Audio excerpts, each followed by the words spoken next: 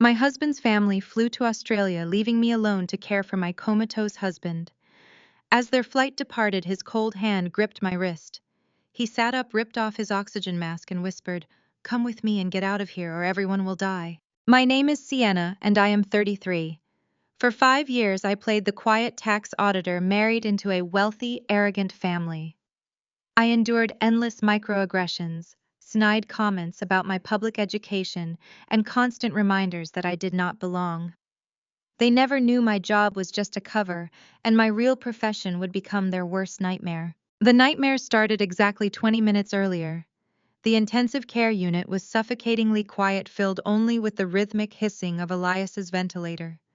He had been in a medically induced coma for 3 days following a horrific car crash. I sat beside his bed, burning from exhaustion, when the door swung open. My mother-in-law, Eleanor, marched in wearing a coat, her nose wrinkled as if the hospital air was beneath her. Behind her was Brittany, my sister-in-law, clacking her heels on the linoleum. Brittany was married to Darren, and she made it her mission to remind me I was a disappointment. Brittany did not bother looking at her dying brother-in-law. She pulled a thick stack of legal documents from her oversized leather handbag and slapped them down on the edge of Elias's bed right over his motionless legs. "Sienna, sweetie," Brittany began, using that sickly sweet condescending tone she reserved for me. "We know this is overwhelming. We know your public school education and your little tax job did not exactly prepare you for managing a multi-million-dollar medical technology company. We are here to help." I stared at the paperwork. "What is this?" I asked, keeping my voice flat. Eleanor stepped forward, crossing her arms. "It is a transfer of power of attorney and a complete handover of corporate control. Darren needs to take over Elias's company immediately. Medical bills are piling up and we cannot trust you to handle assets of this magnitude. Sign the papers, Sienna." "Elias is fighting for his life, and you want me to sign away his life's work to Darren?"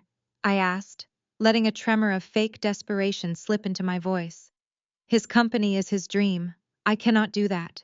Brittany sighed, rolling her eyes. "Look, let us be realistic. Darren is a natural businessman. You are just an auditor from a rough neighborhood. If you do not sign this and let Darren release the company funds, Eleanor and I will personally freeze the family accounts. We will stop paying for this room, we will stop paying the specialists, and we will pull the plug on Elias today. You sign this, or your husband dies." The sheer evil in her words hung in the sterile air.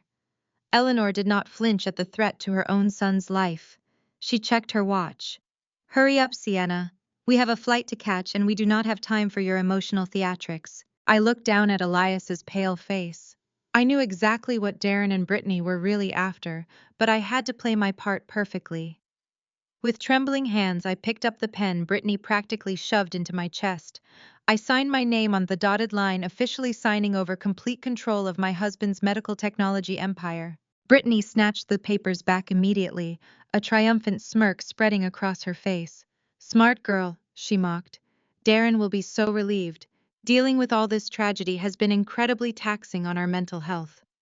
Eleanor and I are taking a first-class grief retreat to Sydney. We need to process this trauma on the beaches of Australia before leaving." Brittany reached into her purse, pulled out a crisp $100 bill, and tossed it onto the table.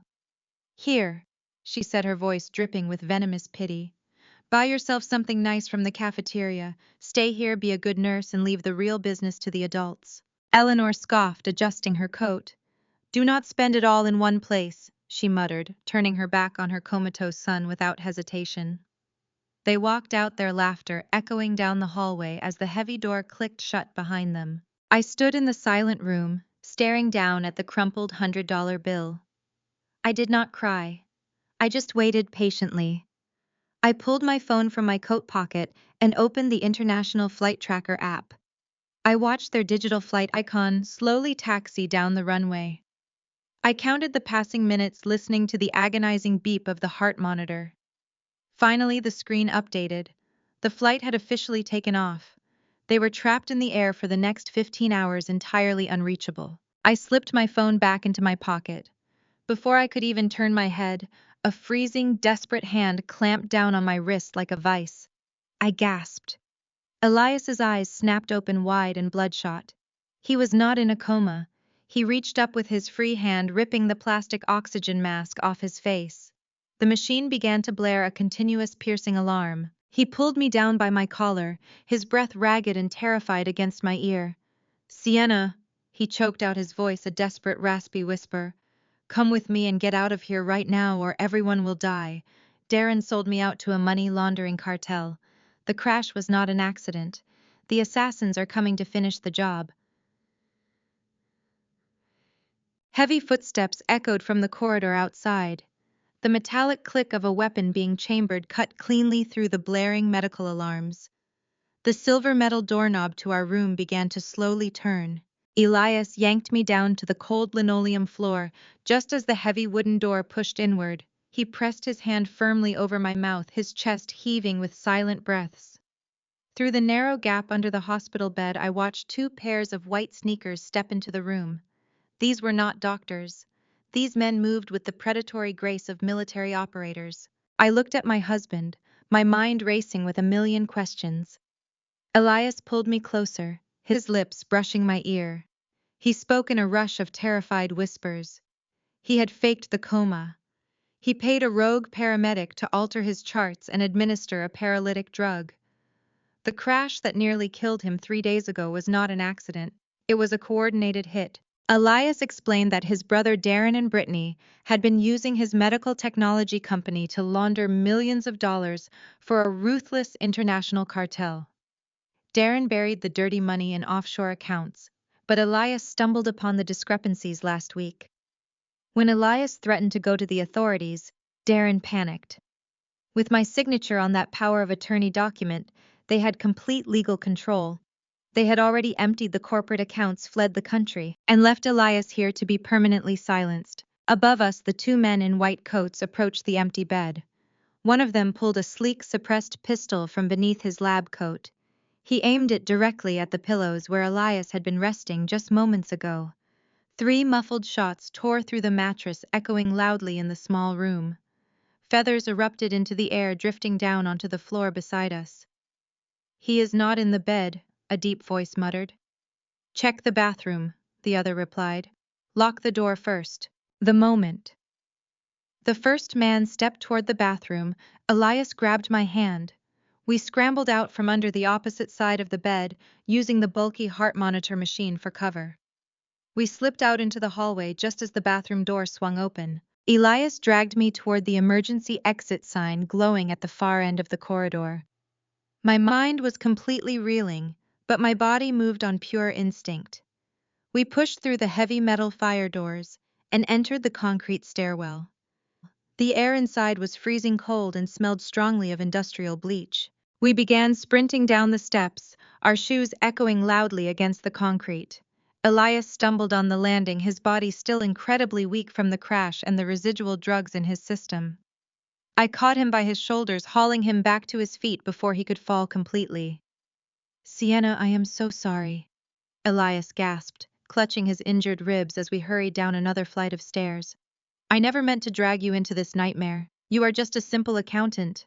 You should be worrying about spreadsheets and audit deadlines, not running from cartel hitmen in a hospital stairwell." I kept my eyes sharply focused on the floors below us. "We can discuss my career choices later, Elias. Right now, we just need to keep moving." "No, you do not understand," he pleaded, his voice breaking with immense guilt as we hit the 4th-floor landing. "Darren always hated me. He hated that I built a successful company from nothing while he rode my coattails. But dragging you into his mess is entirely unforgivable. Brittany always treated you like garbage because you went to public school, but you are the best thing that ever happened to me. They left us here to be slaughtered. We are just normal people. We do not know how to fight cartel mercenaries." Before I could tell him to lower his voice, the heavy metal door on the 3rd-floor landing violently crashed open. One of the fake doctors stepped out and immediately blocked our path. He raised his suppressed pistol, aiming it squarely at Elias's chest. There was no time to run back up the stairs. There was no time to scream for help. Elias threw his arms out desperately, trying to shield my body with his own. The assassin stepped forward, a cold, dead look in his eyes. But he made a critical mistake. He stepped too close. I did not panic. I did not scream. I closed the distance between us in a fraction of a second. I swatted the barrel of the pistol away with my left forearm, stepping cleanly inside his guard. The suppressed gun fired, sending a bullet harmlessly into the concrete wall behind us. Using my right hand, I delivered a crushing open palm strike to his throat. The assassin gagged, his eyes widening in sudden absolute shock. Before he could recover, I grabbed his right wrist, twisted my hips, and locked his arm tightly over my shoulder. I applied immediate brutal downward pressure. A loud, sickening crack echoed through the stairwell as his wrist snapped completely backward. The assassin dropped the pistol and fell to his knees, screaming in pure agony. I did not hesitate. I delivered a swift, precise kick to the side of his head. He slumped against the metal railing, completely unconscious. The entire altercation took less than 4 seconds. The stairwell fell dead silent save for the heavy, ragged breathing of my husband. Elias stood frozen on the steps above me. His jaw was practically touching the floor. He stared down at the unconscious cartel hitman, then slowly shifted his gaze over to me. The sheer disbelief radiating from his face was entirely understandable. He had spent the last 5 years believing he was married to a mild-mannered, number-crunching auditor who spent her weekends baking sourdough bread and organizing tax receipts. I calmly bent down, reaching under the hem of my tailored trousers. I unclasped the strap on my ankle holster and pulled out a concealed Glock 19. I looked up at Elias, offering him a perfectly calm, reassuring smile. I do not just do taxes, Elias. I did not wait for my husband to close his gaping jaw. I grabbed him by his hospital gown, hauling him up from the cold concrete landing. He winced in agony, clutching his bruised ribs, but adrenaline pushed him forward. We bolted down the final flight of stairs and burst through the heavy fire doors into the hospital's underground parking garage. The harsh fluorescent lights flickered overhead, casting long, menacing shadows between the parked vehicles. "We need a vehicle," Elias gasped, looking wildly around the empty concrete expanse. "My keys are in a locker upstairs." "We do not need your keys," I replied sharply, pulling him behind a concrete pillar, just as shouting erupted from the stairwell we had just exited. "Keep your head down and stay exactly behind me." I scanned the garage and spotted a private transport ambulance idling near the loading dock. The driver was nowhere to be seen, likely inside grabbing a coffee. I shoved my Glock into my waistband, sprinted toward the vehicle, and pulled open the heavy driver's side door. I slid into the seat, reached under the steering column, and violently ripped away the plastic casing. Elias climbed into the passenger seat, his eyes wide with absolute terror. "Sienna, what are you doing?" he demanded, his voice shaking. "You are going to get us arrested." I ignored his panic. I grabbed the red and black wires, stripped the ends with my teeth, and sparked them together. The heavy diesel engine roared to life instantly. I slammed the gear shift into drive, stomped on the accelerator, and sent the massive ambulance smashing through the wooden security gate of the parking garage. We swerved violently onto the rain-slicked city streets, leaving the bewildered cartel hitmen far behind us. I drove recklessly through the city, taking sharp turns down narrow alleyways to ensure we were not being followed. After 30 agonizing minutes, we reached an abandoned industrial park on the outskirts of town. I pulled the ambulance into a dilapidated, rusted warehouse and immediately killed the engine. The silence that followed was deafening, broken only by our heavy breathing.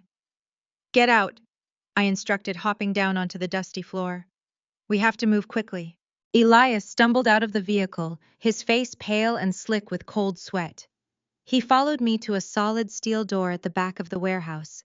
I approached a rusted electrical panel, punched in a 12-digit numerical code, and pressed my thumb against a hidden biometric scanner. The heavy steel door hissed open, revealing a pristine, brightly lit corridor. We walked down a flight of pristine metal stairs and entered a massive underground room filled with high-tech surveillance equipment, glowing computer terminals, and a heavily armored weapons vault. Elias stopped dead in his tracks. He stared at the glowing monitors displaying real-time satellite imagery and complex financial graphs. "Sienna, what is this place?" Elias asked, his voice trembling with utter disbelief. "Who are you?" I walked over to the central terminal and began typing rapidly on the keyboard. "This is a federal safe house," I explained without looking away from the screen. "And my name is Sienna, but I am not just a corporate tax auditor. I am a special agent with the Criminal Investigation Division of the Internal Revenue Service. I specialize in forensic accounting and dismantling international money laundering syndicates. Elias staggered backward, catching himself against a metal desk. You are a federal agent. You lied to me for our entire marriage. I married you because I fell deeply in love with you, Elias, I said, finally turning to face him. But my agency ordered me to maintain my absolute cover. For the last 8 months, my primary target has been the exact same cartel your brother Darren got involved with. I had to monitor your company's compromised accounts from the inside to build a federal case against them. Elias's face contorted with a mixture of profound betrayal and intense fury. You used me. You sat at my dinner table, you slept in my bed, and you investigated my family behind my back. You knew Darren was laundering money and you said absolutely nothing to me. I slammed my hand down hard on the metal desk, my own anger finally boiling over. Do not you dare act like I am the villain here, Elias. Do you have any idea what I endured to protect you and build this case? I sat quietly at every single family gathering, while your racist mother Eleanor insulted my hair, my clothes, and my upbringing. I smiled politely while your arrogant white sister-in-law Brittany used her privilege to belittle me, treating me like the hired help. Elias opened his mouth to argue, but I cut him off completely. I swallowed my pride. I continued, stepping closer to him. I let Brittany make her pathetic passive-aggressive jokes about my public school education. I let Eleanor treat me like garbage because I knew that if I broke my cover, Darren's cartel handlers would murder you in cold blood. I sacrificed my own dignity to save your life, so do not you dare stand there and judge my methods.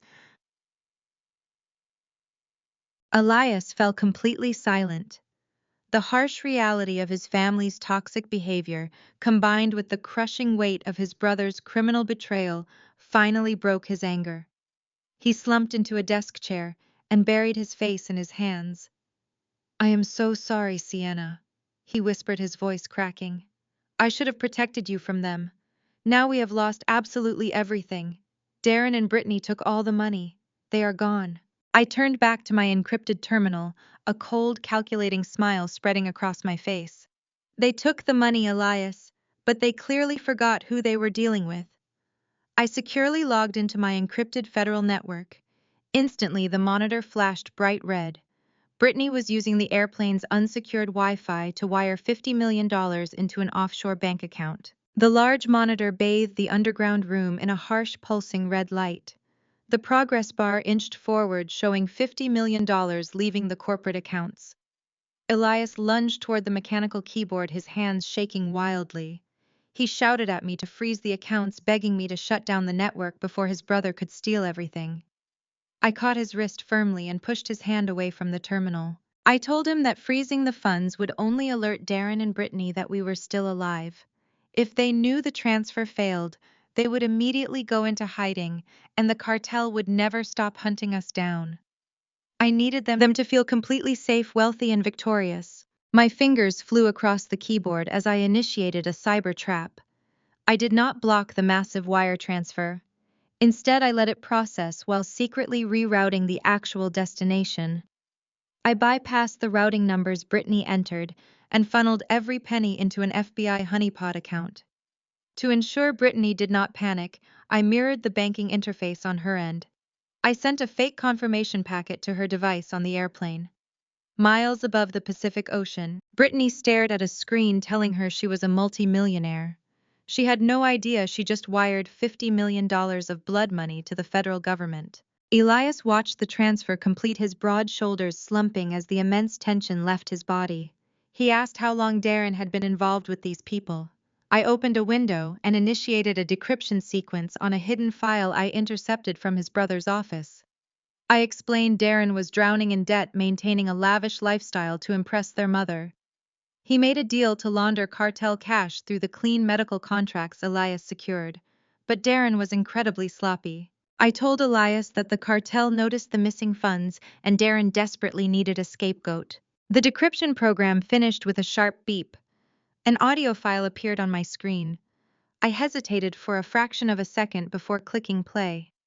I warned Elias he needed to hear the truth about his family. The audio began to play through the safe house speakers. It was a recorded phone call between Darren and Eleanor captured just 2 days before the car crash. Darren sounded frantic, crying about the cartel threatening his life. Then Eleanor's cold, calculating voice filled the room. She did not sound like a mother comforting her child.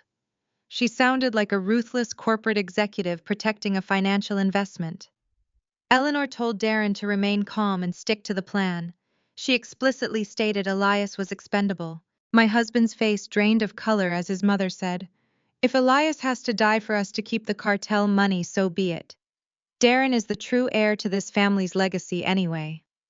Elias was always too soft, too distracted by that ghetto wife of his to understand real power. Cut the brakes, let the cartel take him out, and we will take the company. The audio file ended, leaving a suffocating silence in the underground bunker. Elias stood completely paralyzed. The betrayal was absolute, vicious, and irreversible. The woman who had given birth to him, the mother he had defended for years against my entirely justified complaints, had actively orchestrated his brutal murder just to maintain her social status and protect her favorite son. I stepped away from the glowing monitors and placed my hands gently on his shoulders. I fully expected him to break down. I expected tears of profound grief. Instead, a dark, unfamiliar shadow crossed his face. The mild-mannered tech executive completely disappeared. His heartbreak instantly hardened into cold, calculated, and terrifying rage. Elias looked me dead in the eyes and swore that he would help me burn their entire criminal empire to the ground. He vowed to destroy his brother, to bankrupt his mother, and to ensure Brittany spent the rest of her miserable life rotting in a windowless federal prison cell. We were finally on the exact same page. There was no more hiding behind polite smiles or tolerating their highly toxic behavior. We were going to war. I turned back to the weapons vault and began loading spare magazines for my firearm. We needed to prepare our extraction strategy before the plane landed in Sydney. I handed him a spare tactical vest from the armory locker. He slipped it over his hospital gown without a single word of protest, adjusting the heavy Velcro straps with trembling but determined fingers. For the first time in our entire marriage, there were no secrets between us. We were no longer just husband and wife. We were partners preparing for battle. Suddenly, a deafening siren erupted throughout the underground facility. The bright white overhead lights instantly cut out, replaced by spinning red emergency strobes. A synthetic voice echoed from the speaker's warning of an immediate catastrophic perimeter breach. Elias grabbed my arm in total panic. He demanded to know how the cartel could have possibly found a classified government safe house that was completely off the grid. I rushed back to the main terminal and rapidly pulled up the external security cameras. 2 heavily armored black tactical vehicles had just smashed through the steel gates of the industrial park. Dozens of mercenaries armed with automatic assault rifles were pouring out into the pouring rain, moving with precise military coordination directly toward our hidden entrance. I frantically scanned the internal network logs to find the source of the security leak. My heart plummeted into my stomach. I looked directly at my husband's chest in sheer absolute horror. The ruthless cartel had not tracked my stolen ambulance. They had hacked the highly sensitive Bluetooth diagnostic signal transmitting from Elias's surgically implanted medical pacemaker. They were tracking his literal heartbeat.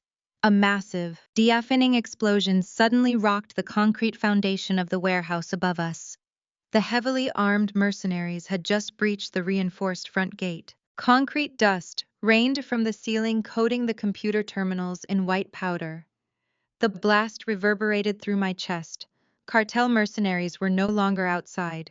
They were inside the warehouse, and heavy combat boots were already pounding against the metal grating of the stairs leading to our bunker.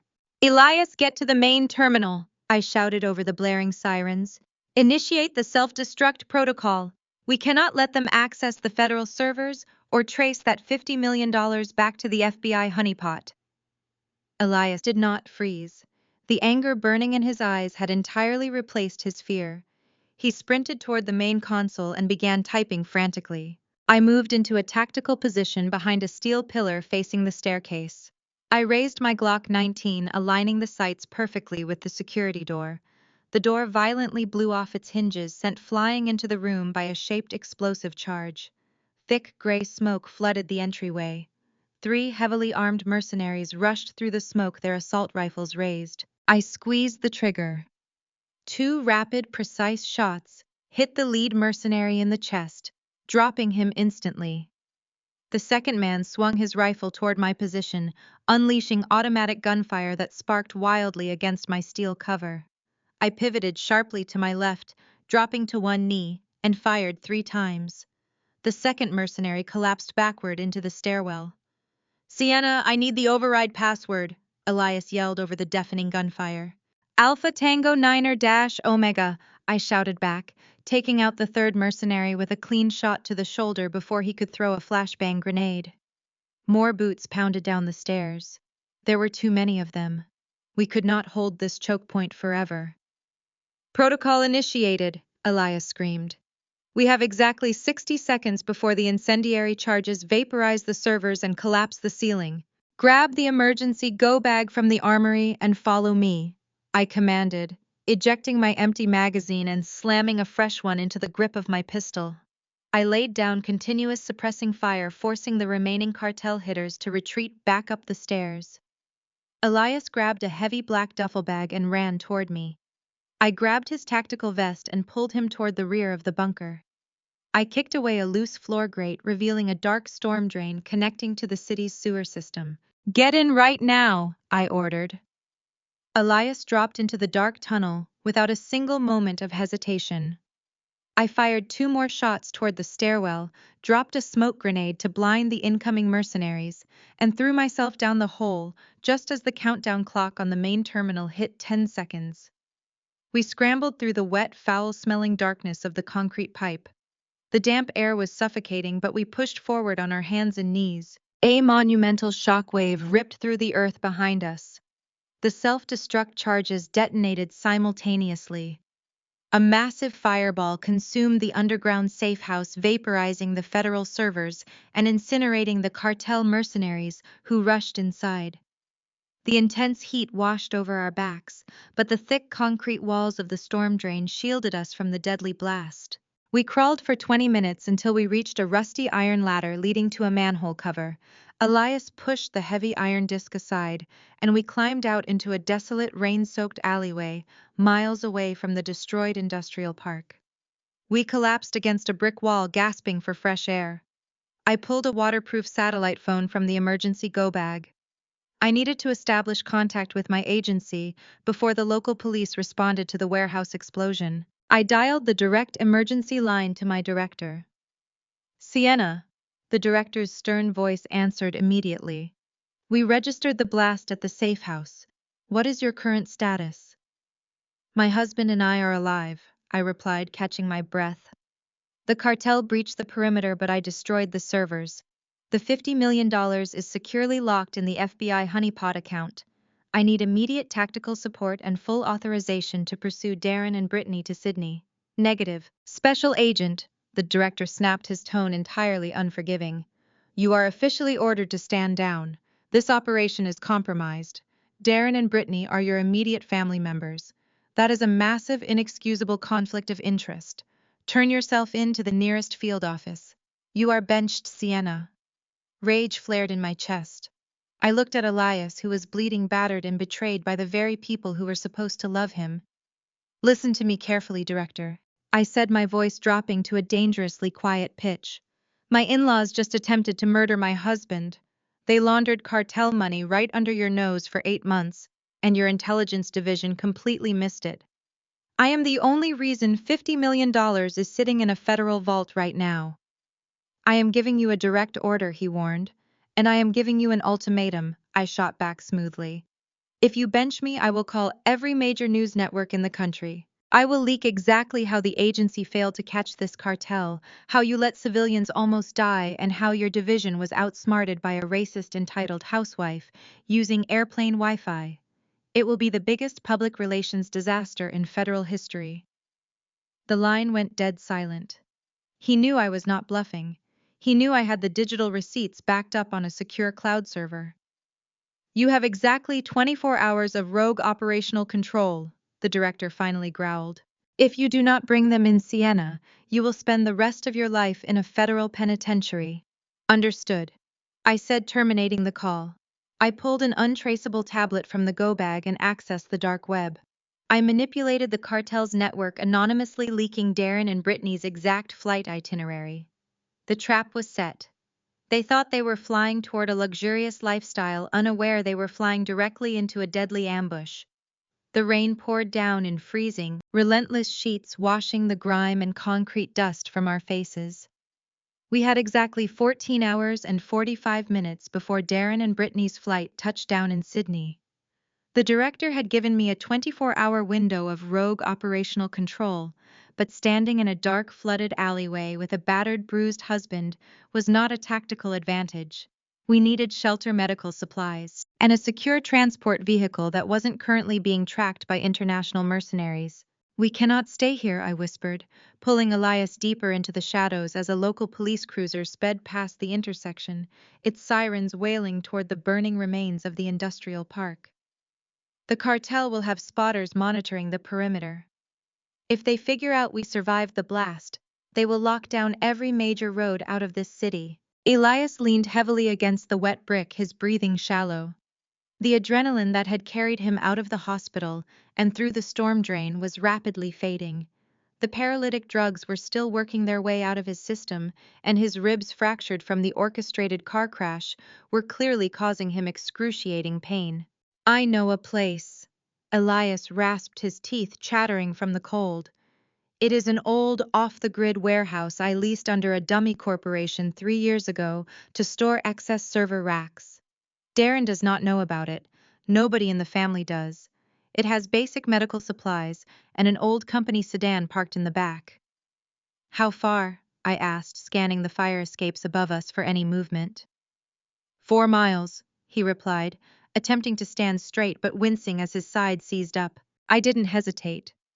I supported his weight, draping his arm over my shoulder, and we moved through the labyrinth of back alleys, completely avoiding the main avenues. The journey took us nearly 2 agonizing hours. Every snapping twig, every barking dog, and every distant siren felt like a cartel hit squad closing in on our position. I kept my hand firmly gripped on my Glock 19, my eyes darting across the rain-slicked pavement. When we finally reached the rusted chain-link fence of the abandoned storage facility, Elias punched a 5-digit code into a hidden keypad. The heavy metal door slid open with a painful screech. Inside, the air was stale and smelled of ozone and dust, but it was warm, dry, and most importantly, completely hidden from the world. I guided him to an old leather couch in the corner of the office space. While Elias peeled off the soaking wet tactical vest and his ruined hospital gown, I found the emergency medical kit he had mentioned. I cleaned his abrasions, taped his fractured ribs with practiced precision, and handed him a bottle of over-the-counter painkillers. For a long time, the only sound in the warehouse was the heavy drumming of the rain against the tin roof. I found a pile of old promotional company clothing, a pair of sweatpants, and a thick hooded sweatshirt, and handed them to him. Sienna. Elias began, his voice barely a whisper as he stared down at his bruised hands. When we were under the bed in the hospital, when those men started shooting, I thought about every single time I asked you to just be patient with my mother. I thought about every time I told you to ignore Brittany's comments. I protected their feelings over your dignity. I sat down on the dusty coffee table across from him, leaning forward so we were eye to eye. You did not know they were capable of this, Elias. You thought you were dealing with snobs, not murderers. But I should have known, he suddenly shouted, his voice cracking with a mixture of grief and blinding rage. I should have seen it. Darren has been bankrupting every venture he touched since he was 20.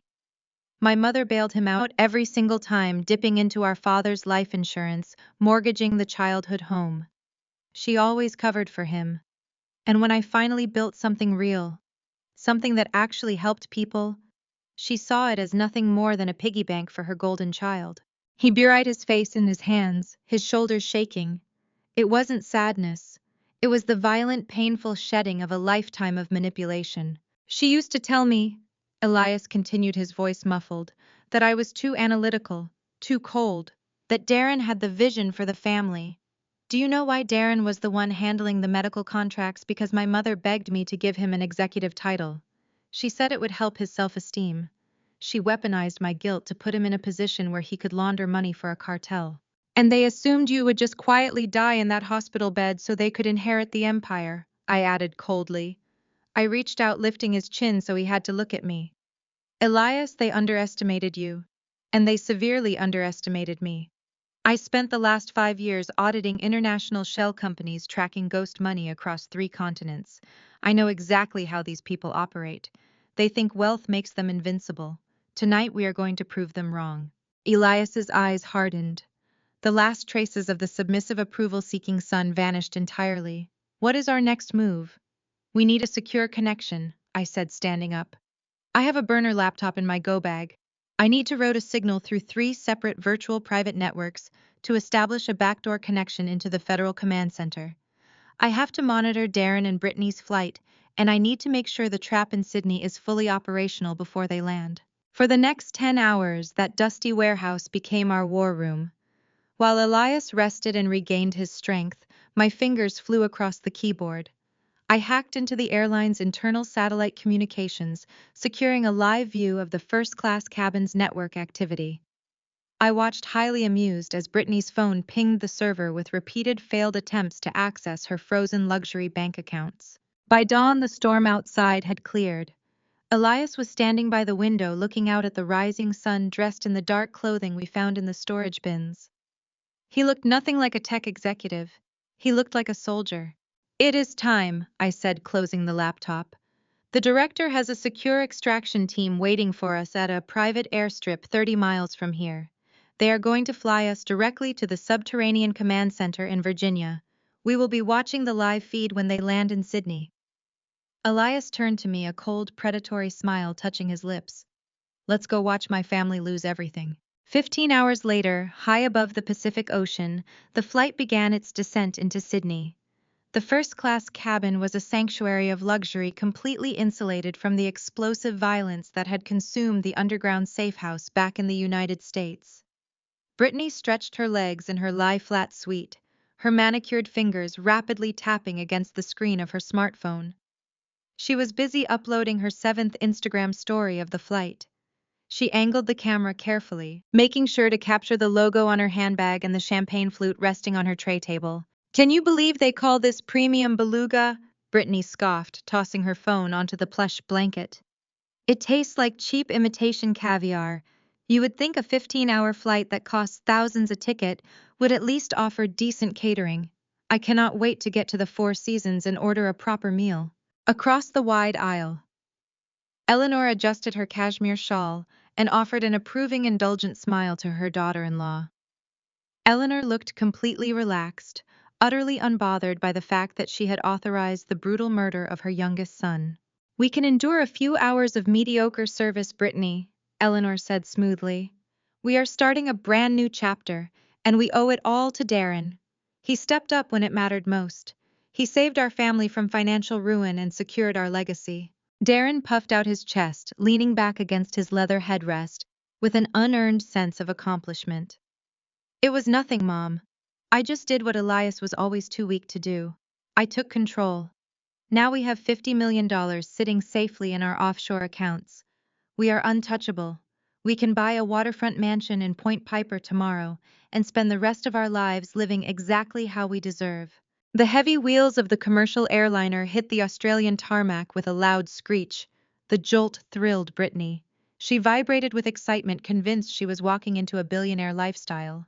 She had spent 5 years mocking my background, and now she believed her inherent superiority was finally being properly rewarded.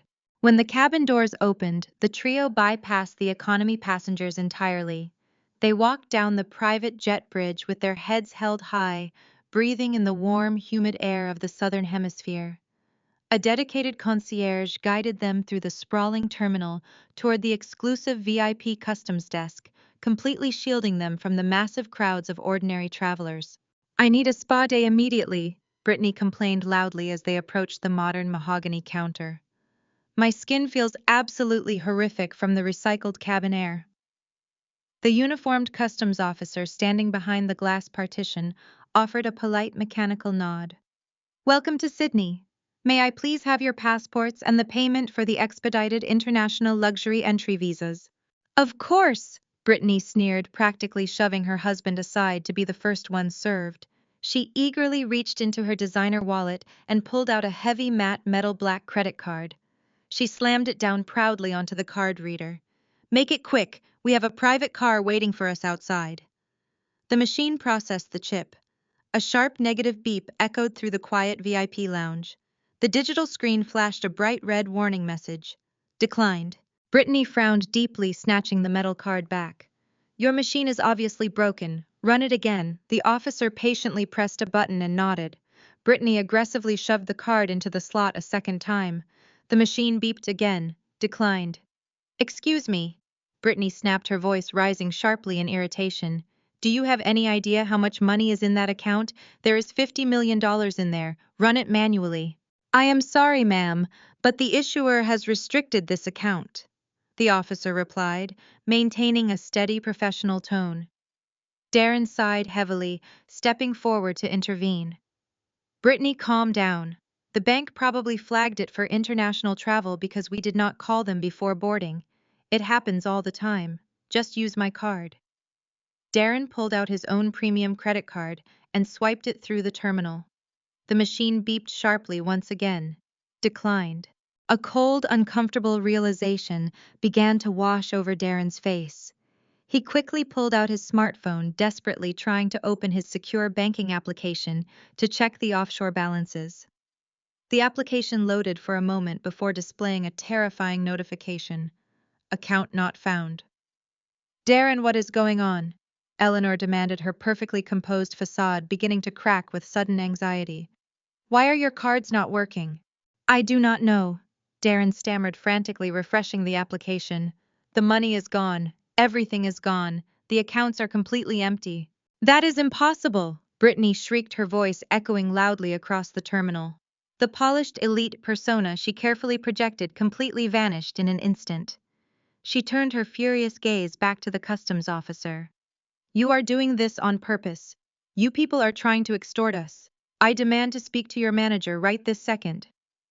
Ma'am, I am going to need you to lower your voice, the officer stated firmly. Do not tell me to lower my voice, Brittany screamed, slamming her manicured hands violently against the mahogany counter. She fully leaned into her white privilege, expecting the world to bow to her demands. I am an American citizen. I am incredibly wealthy. You are just a pathetic border guard. I want your badge number and I want you fired. Eleanor grabbed Brittany's arm, desperately trying to pull her back. Brittany, stop it. You are making a terrible scene. But the commotion had already attracted significant attention. Heavy, synchronized footsteps approached rapidly from behind them. 6 officers from the Australian Federal Police marched directly into the VIP area. They were heavily armed. The Australian Federal Police immediately surrounded them completely, not for the tantrum, but for their flagged American passports. They were violently dragged into a stark, cold, windowless interrogation room for immediate criminal questioning. You are absolutely free to go. The men in black sport utility vehicles outside are currently waiting for you. The lead detective of the Australian Federal Police smirked as he unlocked the heavy steel handcuffs binding Brittany to the cold metal table. He gestured casually toward the open door of the stark, windowless interrogation room. The sheer gravity of the situation hit the 3 of them like a speeding freight train. Just moments ago, my voice had echoed through the speakerphone resting on that very table. I had calmly informed them that their $50 million was securely locked inside a federal vault back in the United States.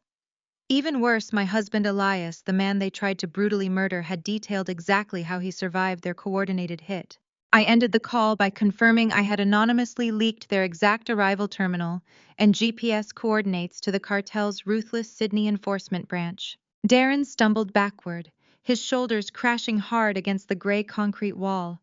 His face was completely devoid of color.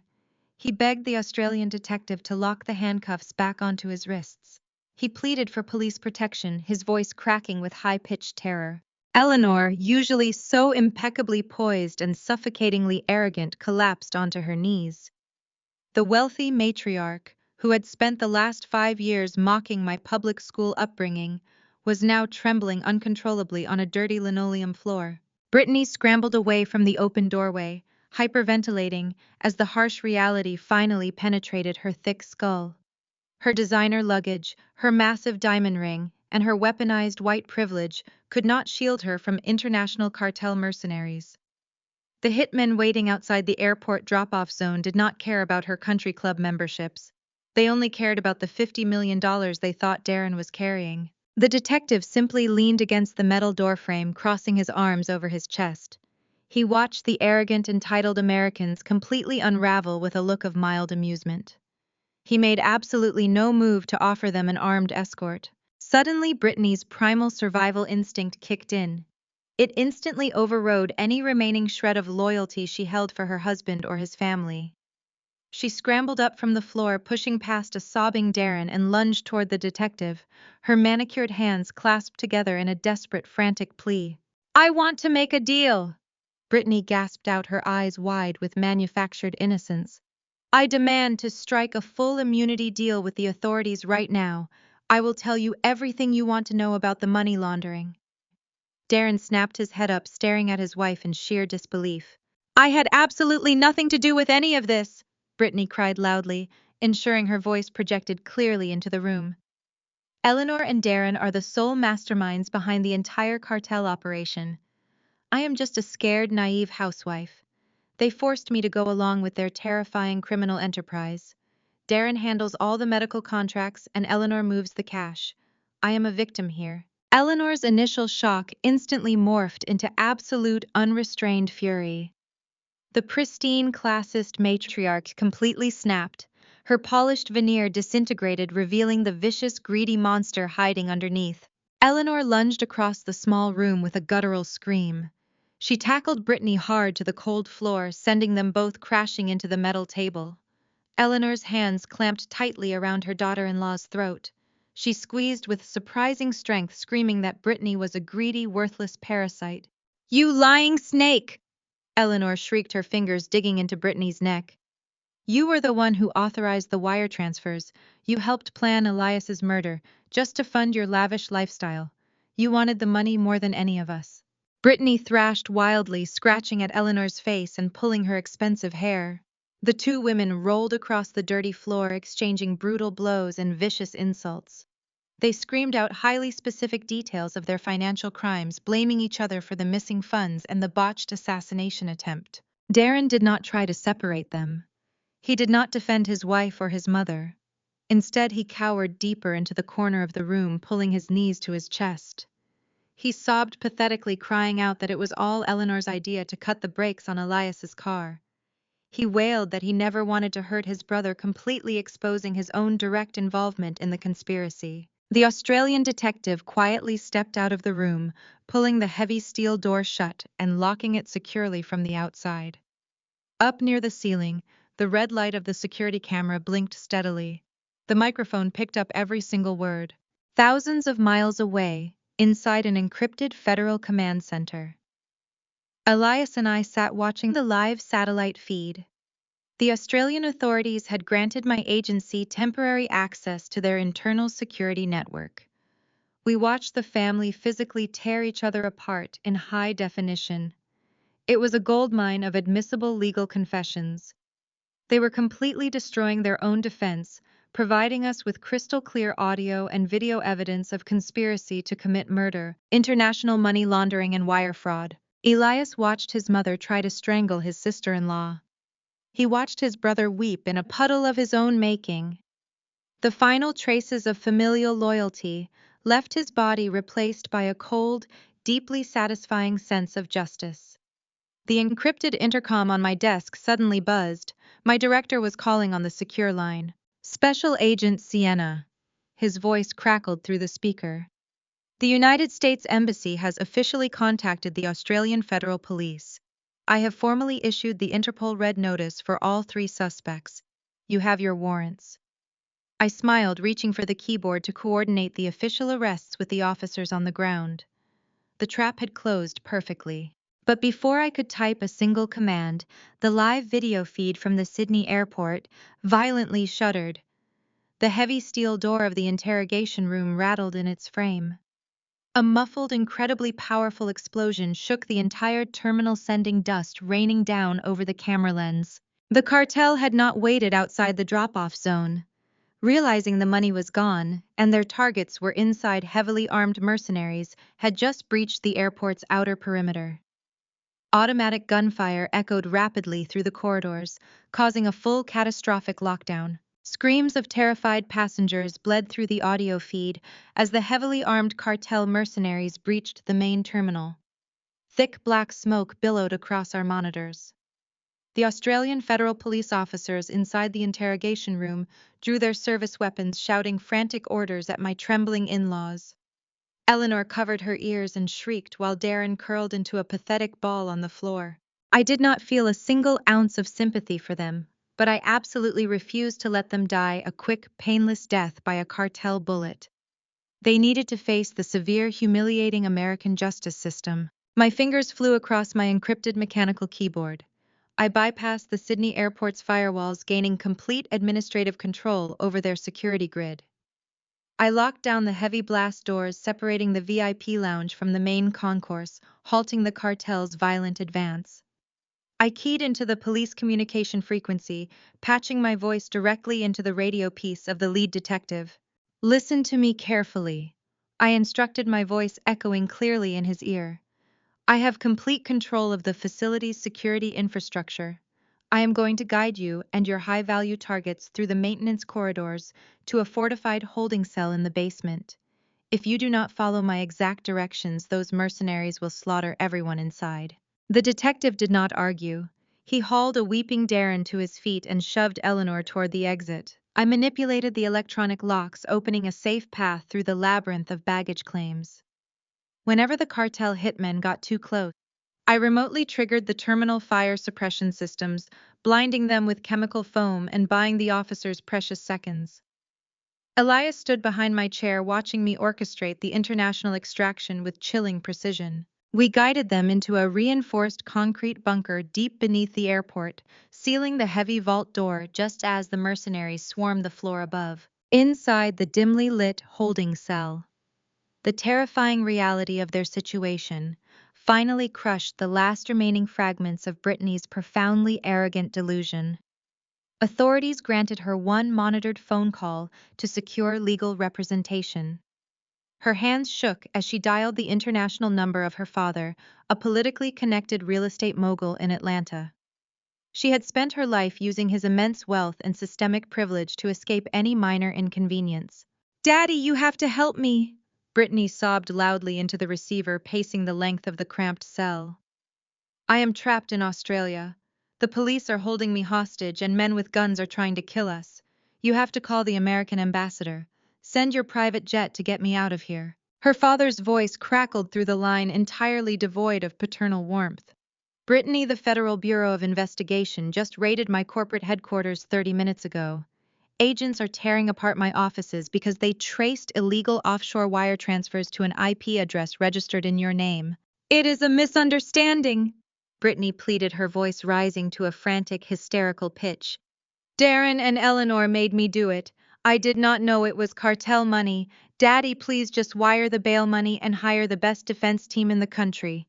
You can fix this. You always fix things for me." "Fix this!" her father barked, his tone dripping with sheer, unadulterated disgust. "You are implicated in international terrorism, high-level corporate fraud, and a conspiracy to commit murder. You have dragged my spotless business reputation into a federal money laundering syndicate. I am currently under investigation just for being related to you." "But I am your daughter," she wailed, tears streaming down her face, completely ruining her expensive designer makeup. "Not anymore," he replied with brutal, absolute finality. "I have officially instructed my legal team to sever all ties with you. You have been entirely written out of my will, and I am publicly disowning you to save my own company. Do not ever call this number again. You are entirely on your own." The line went completely dead. The dial tone echoed loudly in the quiet holding cell. Brittany dropped the phone onto the floor, her mouth opening in a silent scream. Her ultimate safety net, the untouchable white privilege she had cruelly weaponized against me for the last 5 years, had just completely evaporated into thin air. She collapsed onto a cold metal bench, burying her face in her hands, as the immense weight of her bleak future crushed her spirit. 3 hours later, the combined forces of the Australian tactical units successfully neutralized the cartel threat in the upper terminal. The airport was secured, but the nightmare for my in-laws was just beginning. I coordinated the official diplomatic handover directly with the United States Department of Justice. There would be no commercial flights home. There would be no luxurious first-class suites or complimentary champagne. The holding cell doors opened, and stern federal marshals marched inside with heavy iron shackles. They ordered Darren, Eleanor, and Brittany to strip off their expensive, custom-tailored designer clothing. They were forced to change into bright, scratchy orange prison jumpsuits. Eleanor wept openly as a female officer confiscated her priceless diamond wedding ring and shoved it into a cheap plastic evidence bag. They were marched out onto the rainy tarmac in a humiliating single-file line, heavily guarded by armed soldiers. Waiting for them was a massive gray United States military transport plane. The roaring jet engines were deafening, and the interior was nothing but cold metal benches and exposed cargo netting. The luxurious, carefree billionaire lifestyle they had so arrogantly expected was entirely crushed forever, replaced immediately by the grim, terrifying reality of swift international extradition. The federal marshals shoved them aggressively into the dark, freezing cargo hold of the aircraft and strapped them tightly into the rigid, webbed seats. As the heavy hydraulic ramp of the military plane slowly closed, sealing them inside the pitch-black cabin, they finally understood the catastrophic magnitude of their fatal mistake. They were heading back to American soil, where I would personally ensure they faced the ultimate uncompromising justice in a highly publicized federal courtroom. The 3 months leading up to the trial were anything but peaceful. While Darren, Eleanor, and Brittany rotted in their separate maximum security federal holding cells, Elias and I were forced to live in a highly fortified, undisclosed penthouse suite in downtown Washington, D.C. The United States Marshals Service maintained a 24-hour perimeter around our building. We were high-value targets, and the cartel that Darren had foolishly partnered with was not going to quietly accept the loss of $50 million. The media fallout was instantaneous and absolutely catastrophic for the Vance family legacy, the story of a billionaire medical technology family, moonlighting as international cartel money launderers, dominated every news cycle. Investigative journalists descended upon Eleanor's country club, aggressively interviewing the same superficial socialites who used to mock me.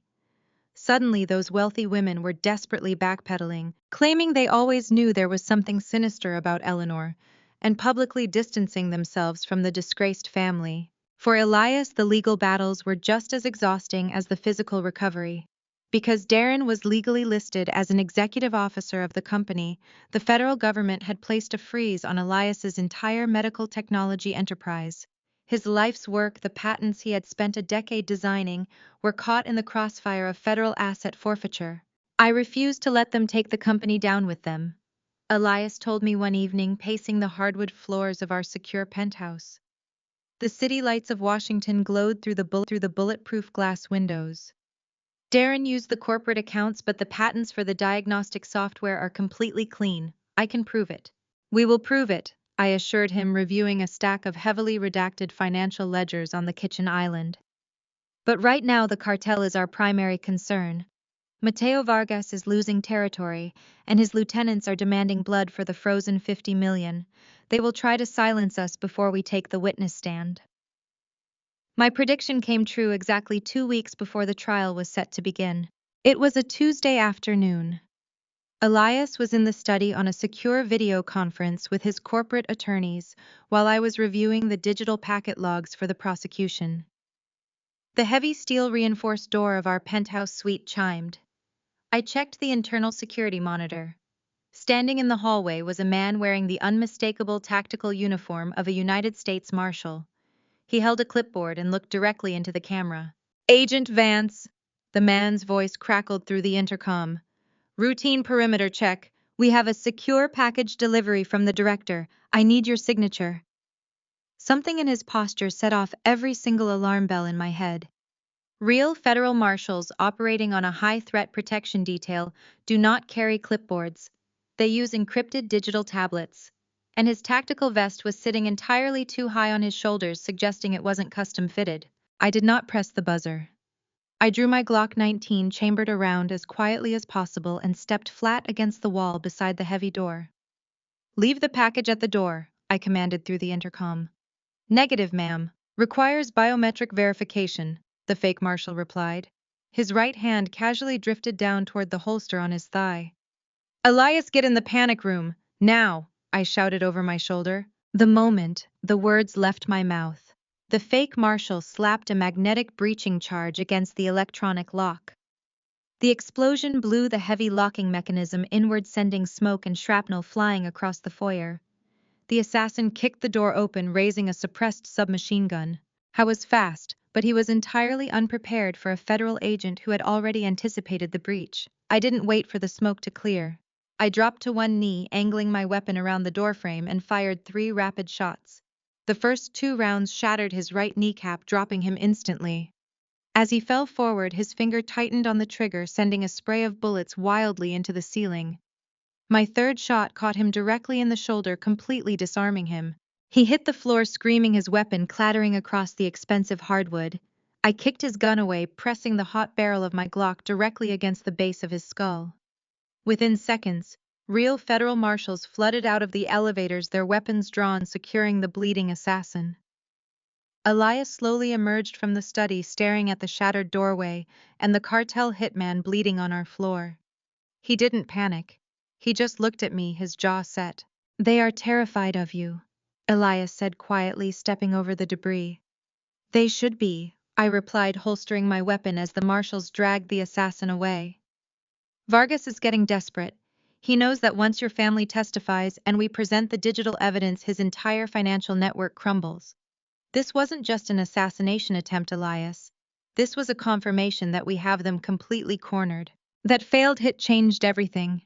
It solidified Elias's resolve. He spent the final 2 weeks before the trial, not just preparing his testimony, but actively helping my task force map out the internal structures of his brother's fraudulent shell companies. By the time the snow began to fall in Washington, D.C., marking the beginning of the trial, we were no longer just survivors on the defense. We had forged ourselves into a lethal, perfectly synchronized weapon aimed directly at the heart of the cartel and the family that betrayed us. By now, the media frenzy surrounding the case had reached an absolute fever pitch. Every single news network flashed the same headline: "Billionaire medical cartel bust." The federal courthouse in Washington was a fortress of concrete and heavily armed marshals. Outside, hundreds of reporters pushed against the metal barricades, desperate for a glimpse of the disgraced family. Inside the courtroom, the atmosphere was suffocatingly tense. Darren, Eleanor, and Brittany sat at the defense table. They looked unrecognizable. 3 months in a federal holding facility had completely stripped away their polished elite veneers. Their prison jumpsuits had been replaced by cheap, oversized court clothes provided by their public defenders.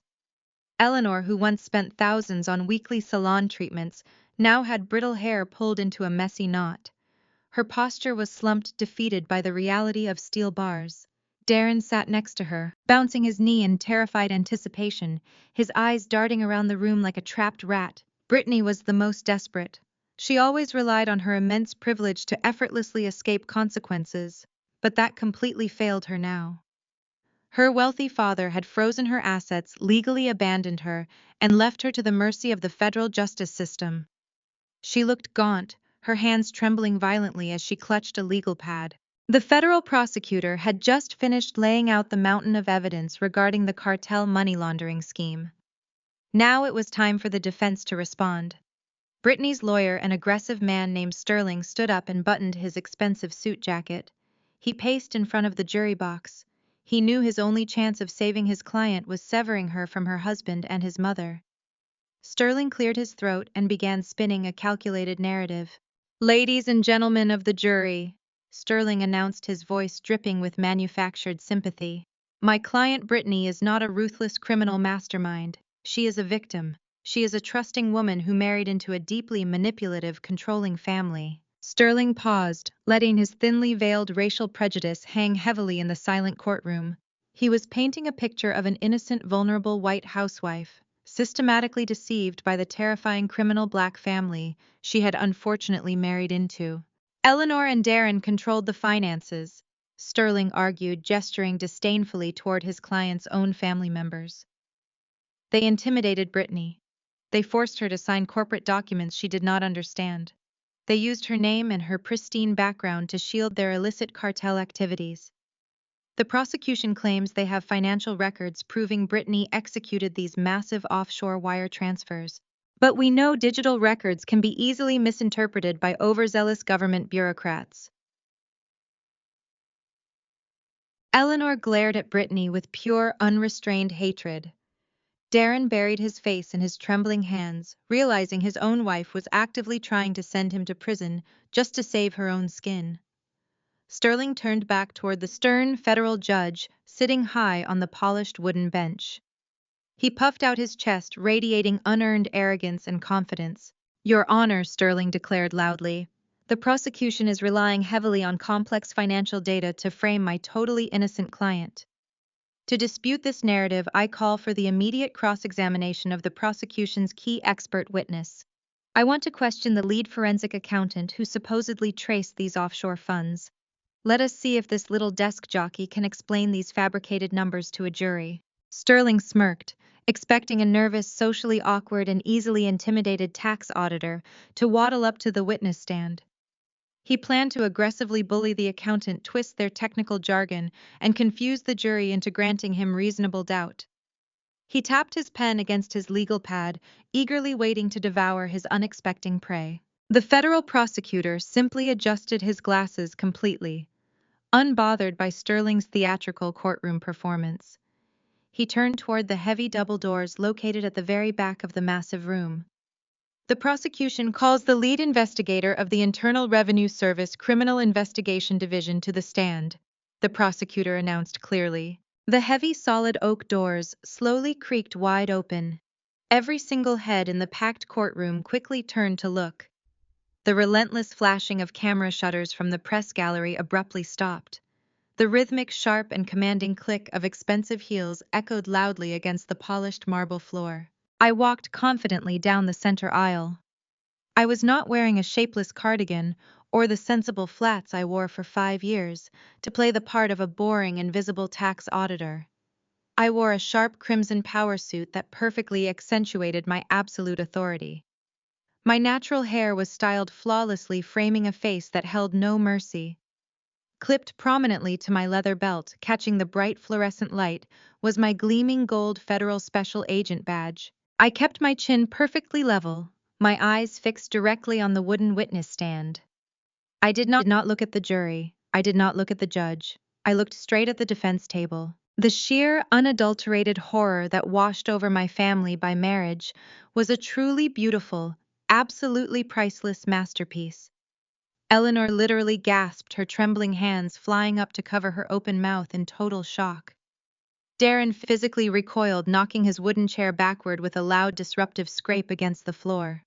But Brittany's reaction was undeniably the absolute best. Her smug, hopeful expression completely shattered into a million tiny, irreparable pieces. Her jaw dropped wide open, and her eyes bulged out of her skull as she stared at me. She was staring at the black woman she had spent 5 years calling ghetto, uneducated, and entirely beneath her superior social status. I stopped right next to the prosecution table, letting the devastating reality of the situation crush the last remaining breath from her lungs. I raised my right hand to take the official federal oath, looking Brittany dead in the terrified eyes as my glorious vengeance officially began today.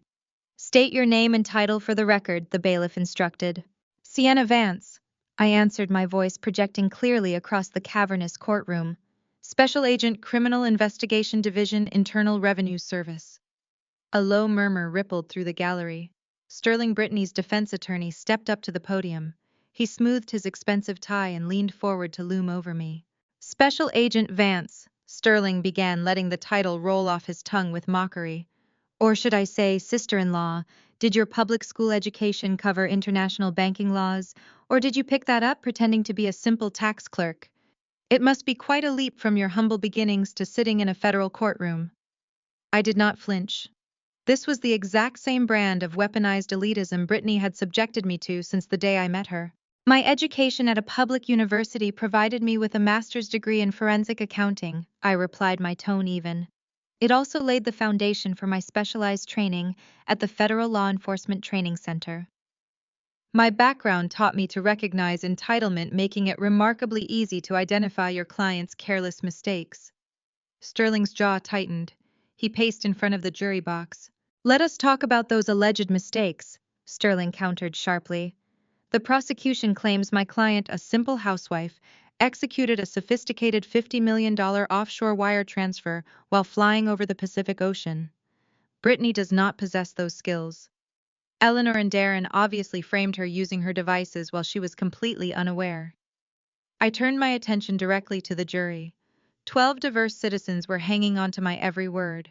That is a fascinating theory, I said, offering a tight smile. However, the digital forensics tell a completely different story.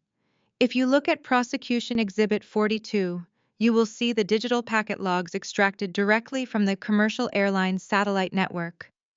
The $50 million wire transfer was initiated using a highly specific media access control address. That address belongs exclusively to a custom rose gold smartphone. I paused, letting my eyes drift over to the defense table. Brittany was practically hyperventilating, her hands gripping the edge of the mahogany table. Furthermore, I continued, projecting my voice, we subpoenaed the data from the social media application Instagram. At the exact second the wire transfer was authorized, that identical smartphone was actively uploading a video to Brittany's public profile. She was filming herself complaining about the quality of the first-class caviar. It is technologically impossible for Darren or Eleanor to have used her device to move cartel money while she was holding that phone to record her own face. A loud gasp echoed from the gallery. Sterling scrambled for his notes, flipping through pages with frantic, trembling fingers. He had not anticipated a witness who could translate complex digital forensics into devastating common sense. IP addresses can be spoofed, Sterling argued desperately, his voice rising an octave. Hackers manipulate these systems all the time. My client was terrified of this family. She was manipulated. Your client was not manipulated, I shot back, my voice slicing through his pathetic defense like a sharpened blade. She was blinded by overwhelming greed and deep-seated prejudice. For 5 years, Brittany and Eleanor treated me as if I was invisible. They assumed that because I am a black woman from a poor working-class neighborhood, my intelligence was inherently inferior to theirs. They thought I was just a naive, uneducated prop they could use to feel superior. I looked directly at Brittany, refusing to break eye contact. She was physically shrinking in her seat, desperately trying to hide behind her defense attorney. The raw terror shining in her wide eyes was absolutely intoxicating. That blinding racism was their greatest tactical vulnerability, I stated firmly to the jury. They felt so secure in their unearned white privilege that they openly discussed international money laundering operations in front of me at family dinners. They handed me complete access to their corporate ledgers because they assumed I was too simple to understand the numbers. They never suspected that the woman serving holiday appetizers was actually a federal agent building a racketeering case against their entire empire. Sterling was sweating profusely now.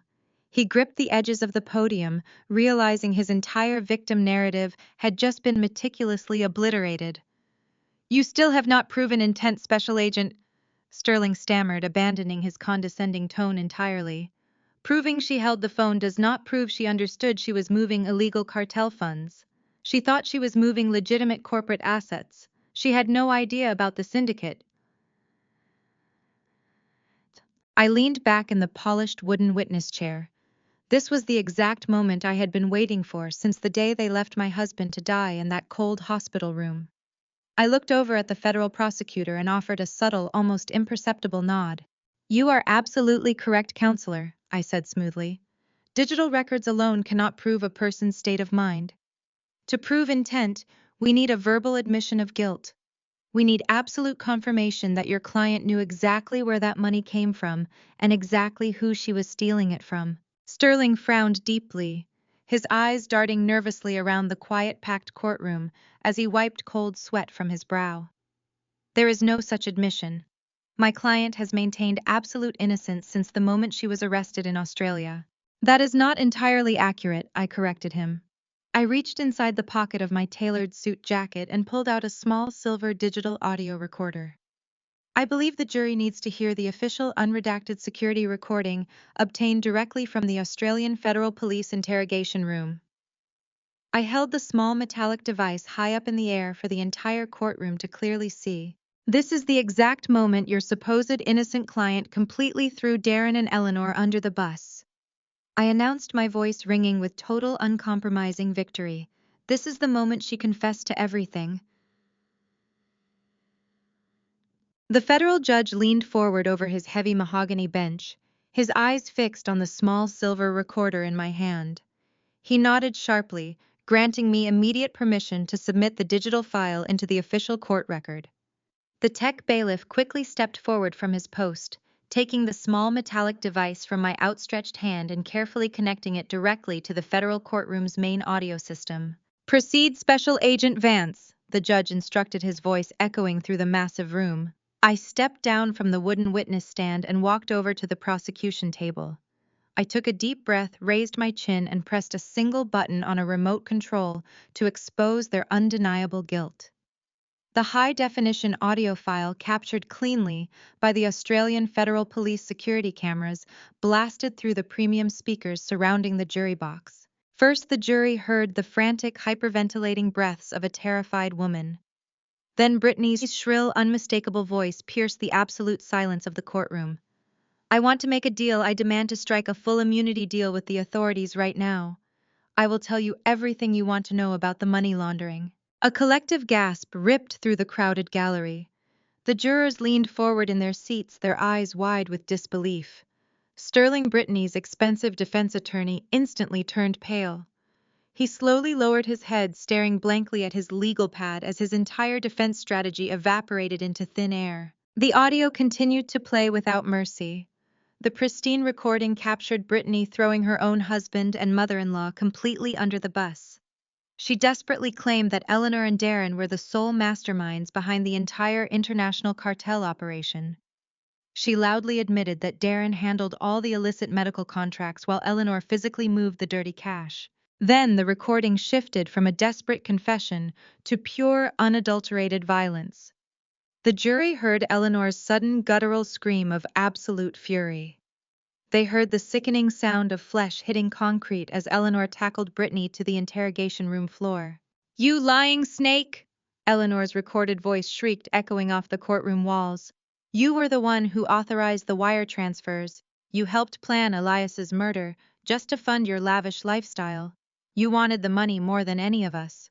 The jurors watched in sheer horror as the audio painted a vivid, undeniable picture of a wealthy family physically tearing each other apart like rabid animals. Amidst the sounds of scratching, slapping, and vicious insults, Darren's pathetic, high-pitched sobs filled the background. He wailed that it was all Eleanor's idea to cut the brakes on his own brother's car. He cried out that he never wanted to hurt Elias, completely confirming his direct involvement in the brutal assassination attempt. I stopped the recording. The deafening silence that followed was incredibly heavy. I looked over at the jury box. The 12 men and women were visibly disgusted. Some shook their heads in pure revulsion, while others glared directly at the defense table with absolute contempt. The wealthy elite image this vicious family had so carefully cultivated and weaponized for decades was permanently and utterly destroyed in front of the entire nation. Eleanor sat frozen in her wooden chair. She slowly turned her head toward Brittany. The look in the older woman's eyes was one of pure, unadulterated hatred. If the armed federal marshals had not been standing directly behind them, Eleanor absolutely would have attacked her daughter-in-law a second time. Darren could not even look at his wife or his mother. He hunched over the polished mahogany table, burying his face in his hands as he sobbed uncontrollably, his shoulders shaking with the pathetic realization that his life was completely over. The federal judge banged his heavy wooden gavel, demanding absolute order. He glared down at the three defendants, his face carved from stone. He did not hold back a single ounce of his righteous indignation. In all my years on the federal bench, I have rarely witnessed such a profound display of absolute greed. moral bankruptcy, and staggering arrogance. The judge declared, his voice trembling with furious authority. You manipulated the American healthcare system. You laundered tens of millions of dollars for an international criminal syndicate. But worst of all, you actively conspired to brutally murder your own flesh and blood, simply to maintain a luxurious, superficial lifestyle. The stern judge deliberately paused, letting his incredibly harsh words sink deeply into their entirely shattered egos. You thought your wealth and your societal privilege made you entirely untouchable, the judge continued. You believed you could casually discard human life and escape any legal consequences. You were wrong. This court will not tolerate such blatant disregard for the law and the sanctity of human life. The judge picked up his final sentencing documents. The entire courtroom held its collective breath. Brittany Vance, the judge announced loudly, for your direct role in international wire fraud racketeering and conspiracy to commit murder, I sentence you to 25 years in federal prison without the possibility of parole. Brittany collapsed back into her chair, a sharp, breathless squeak escaping her lips as her lavish dreams were violently crushed. Eleanor Vance and Darren Vance, the judge continued, his gaze shifting to the weeping mother and son, for orchestrating the attempted assassination of Elias Vance and for acting as the primary agents in a transnational money laundering enterprise, I sentence you both to 30 years each in a maximum security federal penitentiary. The heavy wooden strike of the judge's gavel sounded exactly like a firing gunshot. It was finally over. The justice they spent their entire lives evading had finally arrived. 3 heavily armed federal bailiffs immediately stepped forward, pulling thick, cold steel handcuffs from their utility belts. They grabbed Darren and Eleanor by their arms, hauling them roughly to their feet. When a female bailiff grabbed Brittany's wrists, the disgraced socialite suddenly snapped, her fragile sanity completely fractured. Brittany twisted violently in the bailiff's grip. She locked her manicured, trembling hands into tight fists and glared at me with feral, unrestrained rage. You are still just trash, Brittany screamed at the top of her lungs, her voice cracking wildly as the metal cuffs clicked tightly around her wrists. You will always be a ghetto nobody. I am better than you. I stood perfectly still in the center aisle, deliberately adjusting the cuffs of my tailored crimson suit. I offered her a calm, incredibly satisfied smile. That is Special Agent Trash to you, inmate, I replied smoothly. As the bailiffs aggressively dragged them away toward the holding cells, Eleanor desperately turned her head toward the packed gallery. She spotted Elias sitting quietly in the back row. She began to weep loudly and uncontrollably, begging her surviving son for a forgiveness she would never ever receive in this lifetime. Elias stood up from the polished wooden bench in the back row of the gallery. He did not rush forward. His movements were slow, deliberate, and completely stripped of the desperate, eager anxiety that had plagued his relationship with his family for his entire life. He walked down the center aisle, his eyes locked entirely on the disgraced woman being hauled away by the federal marshals. Eleanor saw him approaching the low wooden barrier that separated the gallery from the defense tables. She dug her heels into the marble floor, forcing the marshals to pause for a fraction of a second. Her face was a horrific mask of smeared tears and absolute panic. She reached out toward him with her heavy steel-shackled hands. She cried out his name, her voice cracking with pathetic manufactured sorrow. She begged him to understand. She pleaded with him to remember that she was his mother, claiming she only wanted to protect their family legacy. Elias stopped exactly 2 feet away from the wooden partition. He looked down at the weeping, broken woman who had ruthlessly ordered his execution. He did not raise his voice. He did not yell, and he did not shed a single tear. His face remained an impenetrable mask of absolute chilling calm. You traded your son for blood money, Elias stated, his deep voice carrying terrifying finality. Enjoy your retirement in a cage. He did not wait for her response.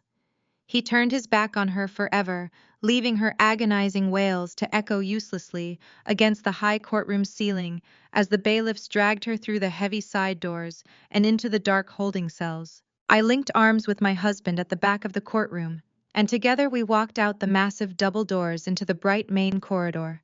Reporters shouted desperate questions, camera shutters firing rapidly.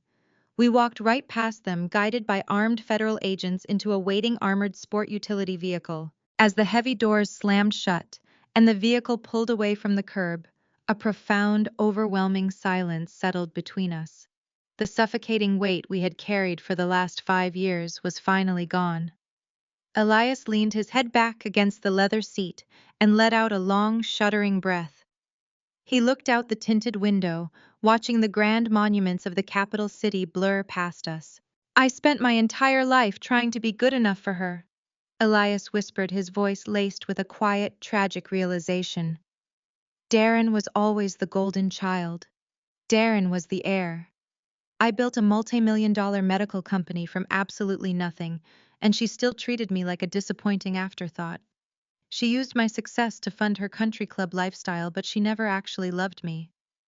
I reached over and gently took his hand, weaving my fingers tightly through his. She never loved anyone, Elias, I said softly, grounding him in the harsh but liberating reality. She only loved the power and the privilege she thought her money afforded her. She weaponized her wealth to manipulate everyone around her. Think about how she treated me. From the very first day we met, she made sure I knew my exact place. She constantly mocked my natural hair. She made those passive-aggressive jokes about my working-class neighborhood. She and Brittany bonded over their shared, toxic belief that I was nothing but an uneducated girl who somehow tricked her wealthy son into marriage. Elias turned to look at me, a fierce protective light returning to his eyes. You endured all of their racist, classist garbage with a smile just to keep my company safe from the cartel. I will never fully understand how you managed to stay so calm while they constantly tried to tear you down. I stayed calm because I knew exactly how the story was going to end, I replied, offering him a small, reassuring smile. I knew that their blinding arrogance was a massive tactical weakness. They were so utterly convinced of their own inherent superiority that they handed a federal investigator the keys to their entire criminal enterprise. We did not just survive them, Elias. We completely dismantled their toxic generational curse. That poison ends right here, right now with us. Elias squeezed my hand firmly, a genuine burden-free smile finally breaking through his exhausted features. He agreed that the vicious cycle of manipulation, greed, and superficial elite status was permanently severed from his bloodline. We were finally free to build a life founded on absolute truth, unwavering loyalty, and mutual respect. We rode in comfortable silence for the next 20 minutes as the armored vehicle navigated the busy city streets toward our secure federal debriefing location. I looked down at my phone, ready to power it down, when the encrypted screen suddenly lit up with a high-priority incoming call. The caller identification displayed a restricted federal routing number. It was the direct line to the Director of the Internal Revenue Service Criminal Investigation Division. I swiped the screen to accept the call and brought the device to my ear. Special Agent Vance, the director's authoritative voice boomed through the encrypted connection. Your phenomenal work on this case has not gone unnoticed. Effective immediately, you are being officially promoted to the head of the International Cartel Task Force. You will have full operational command. I gladly accept the position, Director, I replied professionally, feeling a surge of adrenaline returning to my veins. I am glad to hear that, the director stated, his voice dropping to a dangerous pitch. Because while we successfully cut off the financial head of the snake today, the body is still moving. There is one final loose end we must handle. The ruthless cartel boss who originally ordered the violent hit on your husband is still out there. He knows exactly how you destroyed his criminal empire. We need you to hunt him down. The job is absolutely not finished yet, Special Agent Sienna Vance. I accept the assignment, Director, I replied, my voice steady and completely devoid of hesitation. I am going to tear their entire operation apart, root and branch. I disconnected the encrypted call and looked over at Elias. He had heard every single word through the quiet hum of the armored vehicle. He did not ask me to step down or play it safe. He simply nodded, his eyes reflecting absolute trust in my capabilities.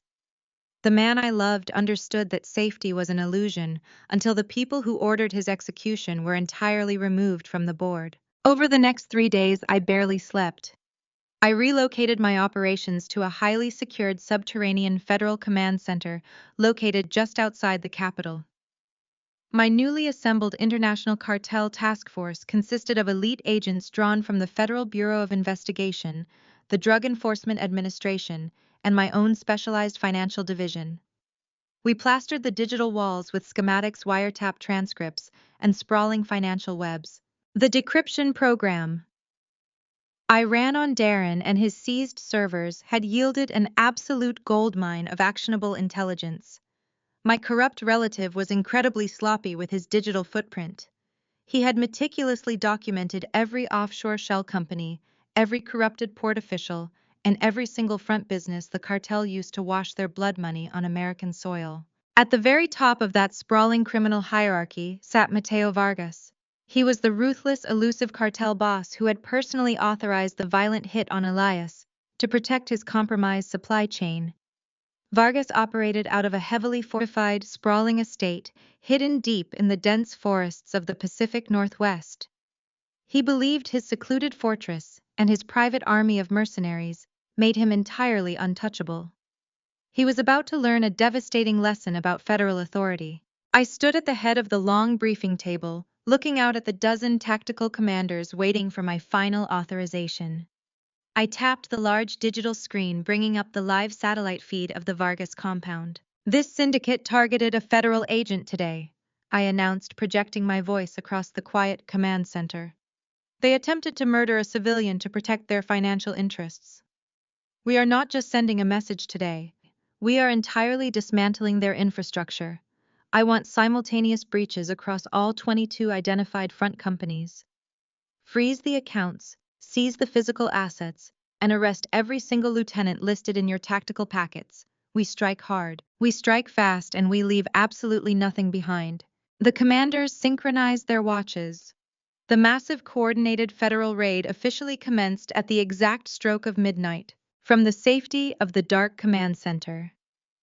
I watched the cinematic takedown unfold across 24 encrypted body camera feeds. It was a flawless, overwhelming display of state power. In Miami, heavily armored tactical units kicked down the reinforced steel doors of a luxury car dealership, dragging out money launderers in pristine, tailored suits. In Los Angeles, federal agents stormed a high-end shipping facility, cutting open shipping containers to reveal millions of dollars in shrink-wrapped illicit cash and illegal narcotics. The entire domestic network was being systematically dismantled piece by piece. I kept my eyes firmly fixed on the primary feed streaming from the Pacific Northwest. Black tactical helicopters descended rapidly out of the rainy night sky, hovering just above the tree line surrounding the Vargas estate. Snipers neutralized the perimeter guards with suppressed rifles before the alarm could even be raised. Dozens of highly trained operators rappelled down thick ropes, landing silently on the mansion roof. "Breach the main house," I commanded into my headset, gripping the edge of my console. Explosive charges blew the heavy mahogany front doors completely off their hinges. Flashbang grills detonated with blinding white light, disorienting the heavily armed cartel mercenaries waiting inside the foyer. The tactical team moved with lethal, terrifying precision. They swept through the luxurious mansion room by room, subduing the cartel fighters with overwhelming, uncompromising force. Gunfire echoed through the audio feed, but the resistance was quickly and brutally crushed. The strike team reached the fortified panic room, located beneath the main floor. Using the structural blueprints I had pulled from local municipal records, the breaching specialists planted thermal charges against the reinforced steel. The vault door melted inward with a shower of brilliant orange sparks. "Target secured," the squad leader reported, his heavy breathing crackling over the radio frequency. "Vargas is alive and in federal custody." I watched the live video feed as the ruthless cartel boss was dragged out of his bunker in zip ties. He looked absolutely terrified, his former arrogance replaced by the stunning realization that his violent empire had just been reduced to ashes in a single night. I leaned back in my leather chair, letting out a long, heavy exhale. The men who tried to kill my husband were finally off the streets. The physical threat was officially neutralized. However, I was not quite finished cleaning house. The criminal element was locked behind bars, but the toxic elite legacy of my husband and his family still required my final, undivided attention. I accessed my terminal and pulled up the finalized financial forfeiture documents prepared by the Department of Justice. Eleanor and Darren had built their entire identities around their unearned wealth. They used their money to buy social status, to intimidate others, and to fund the very conspiracy that nearly cost Elias his life. With one decisive keystroke, I authorized the immediate total seizure of every remaining physical and digital asset tied to their fraudulent names. The federal agency officially confiscated the sprawling, opulent suburban mansion Eleanor prized above all else. We legally seized the fleet of luxury sports cars, the extensive collection of ridiculously expensive designer handbags, and every single trust fund stock portfolio and bank account they possessed. I wiped out their generational wealth, completely leaving the arrogant criminals with absolutely nothing but the scratchy orange jumpsuits currently resting on their backs. 2 months after I systematically eradicated their digital portfolios, the physical reality of their utter ruin went on full display. Elias and I walked through the heavy glass doors of the federal auction house located in downtown Washington. The United States Marshals Service was officially liquidating the confiscated assets of the dismantled cartel, and that included every single luxury item Eleanor, Darren, and Brittany had purchased with blood money. The massive exhibition hall was a museum of their shattered vanity. Brittany's extensive collection of custom designer handbags was lined up on folding tables like cheap garage sale items, tagged with barcode stickers. Darren's imported Italian sports cars were parked in the center of the showroom, their pristine paint jobs reflecting the harsh fluorescent lighting. Large digital screens displayed rotating images of Eleanor's sprawling suburban mansion, which was slated to be auctioned off to the highest bidder before the afternoon ended. Every single dollar raised here today was destined for a federal compensation fund to help the innocent victims of the international syndicate. The room was packed with eager buyers, federal agents, and predictably the toxic remnants of Eleanor's elite social circle. These were the same incredibly wealthy, deeply prejudiced people who had attended my wedding and spent the reception whispering cruel jokes about my background. They hovered around the auction blocks like hungry vultures circling a carcass. They were not here to support victims.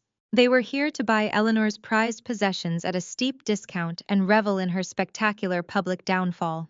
When Elias and I entered the main gallery, a sudden heavy hush rippled through the crowd. Heads turned rapidly. People nudged their spouses and pointed in our direction. They expected my husband to look broken, ashamed, or humiliated by his family's highly publicized federal incarceration. Instead, Elias stood tall, his posture projecting absolute, unwavering confidence. He wore a sharp charcoal gray suit, his arm wrapped securely around my waist. I wore my federal badge clearly visible on my hip, a silent, gleaming reminder to every single person in that room of exactly who possessed the real power. We walked directly toward the front seating area, completely ignoring the blatant stares. Before we could reach our chairs, a woman stepped deliberately into our path, blocking the aisle. It was Beatrice Sterling, the reigning matriarch of the local country club, and Eleanor's most bitter, lifelong social rival. Beatrice was dressed in an excessively flashy outfit, a massive diamond necklace resting against her collarbone. She clutched a champagne flute and plastered a look of deeply manufactured, venomous pity across her heavily powdered face. "Elias, you poor, poor darling," Beatrice cooed, projecting her voice loudly so the surrounding crowd could hear every single word. I was absolutely devastated when I saw the evening news. To think your own mother and brother were involved in such horrific, unspeakable crimes. The entire country club is just in absolute shock. We always knew Eleanor was desperate to maintain her status, but money laundering for a cartel. It is a terrible tragedy for you to carry such a dark, shameful stain on your family name. Beatrice paused, her eyes darting over to me with a dismissive, patronizing glance. And Sienna, my goodness, who would have guessed you were secretly working for the government all those years? It must be so difficult for you to process the trauma of sending your own in-laws to federal prison. If you ever need a safe space to cry, my doors are always open to you both. I am here for you during this dark time. Her fake sympathy was entirely transparent. She was fishing for exclusive gossip to weaponize at her next high society luncheon. Elias did not flinch. He did not offer a polite, accommodating smile. He looked down at Beatrice with an expression of pure, unadulterated disgust. "Save your fake sympathy, Beatrice. Elias stated, his deep voice carrying clearly across the quieted room. You are not devastated. You are absolutely thrilled.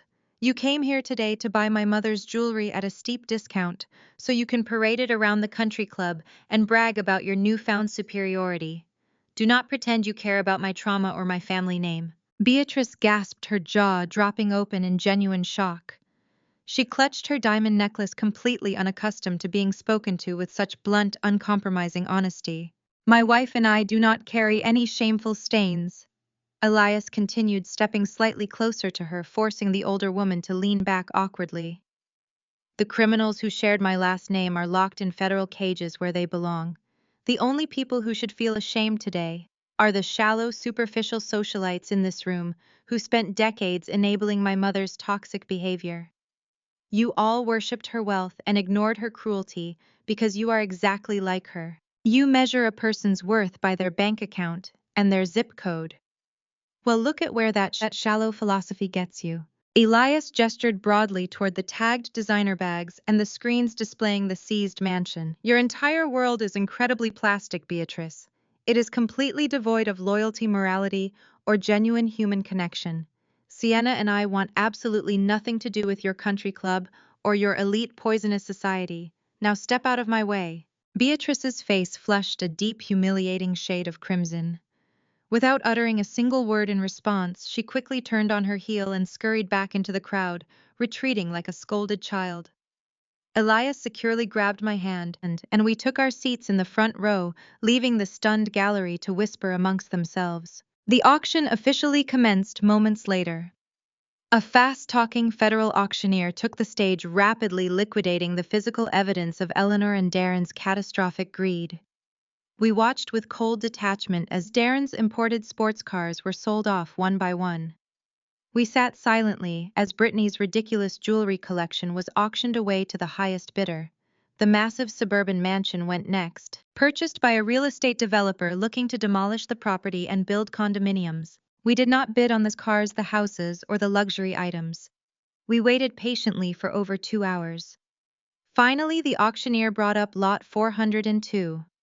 A large, sealed, transparent evidence bag was brought out and placed carefully on the display podium.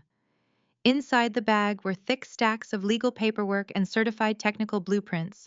Lot 402, the auctioneer announced, his voice echoing over the microphone.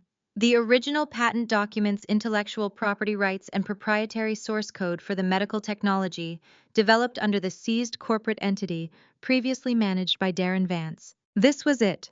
Darren had stolen Elias's entire life's work. The cartel had tainted the company, forcing the federal government to seize the patents as criminal assets. Now the government was legally selling the rights back into the public domain. The auctioneer set the opening bid at a fraction of the technology's actual market value. I did not wait for anyone else in the room to raise their hand. I smoothly raised my numbered bidding paddle high into the air. I looked over at my husband, offering him a triumphant, deeply loving smile. I was buying his brilliant medical legacy back for pennies on the dollar, ensuring his life's work would finally be used to heal people instead of washing cartel blood money. The heavy wooden gavel slammed down loudly on the polished auction block, successfully securing the valuable patents permanently in our name today. 6 months passed since that deeply satisfying victory, and the bitter winter of our survival blossomed into a vibrant spring.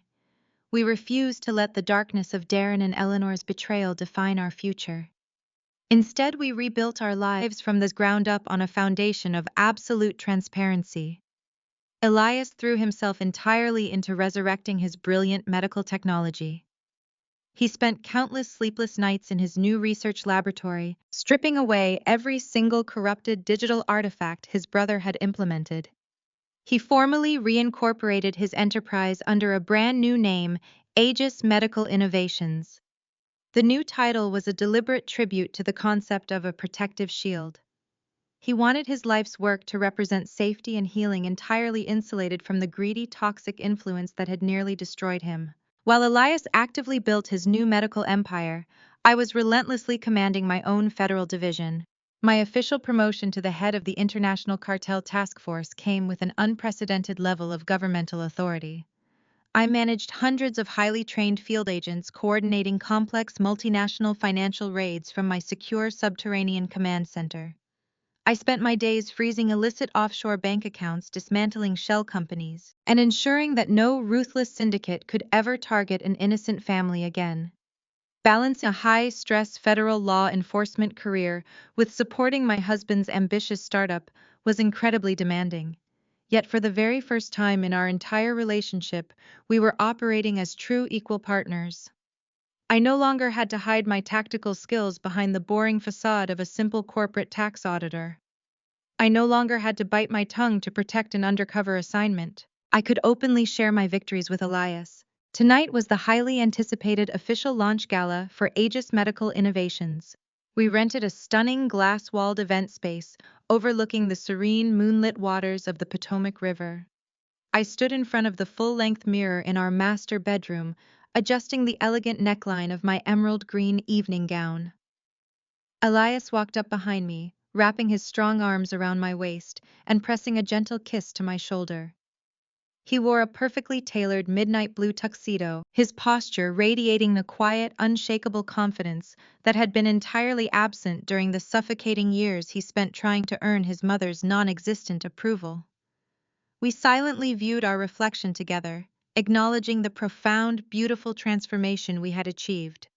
We had survived a violent assassination attempt, dismantled a global money laundering ring, and sent his toxic relatives to federal prison. We were completely whole. We walked proudly into the vibrant, crowded event hall hand in hand. The atmosphere was incredibly electric, completely devoid of the stifling, judgmental energy that always infected Eleanor's country club gatherings. Elias and I had been ruthlessly selective with the guest list. There were absolutely no superficial socialites, no arrogant heirs, living off dirty blood money, and certainly no fake friends offering hollow pity. Instead, the room was filled with genuine, remarkable people who actually contributed value to the world. Prominent, dedicated medical researchers mingled enthusiastically with brilliant software engineers. My trusted federal colleagues, including several tactical commanders who had executed the Pacific Northwest raid, swapped stories with honest, hardworking venture capitalists who believed in Elias's clean, transparent vision.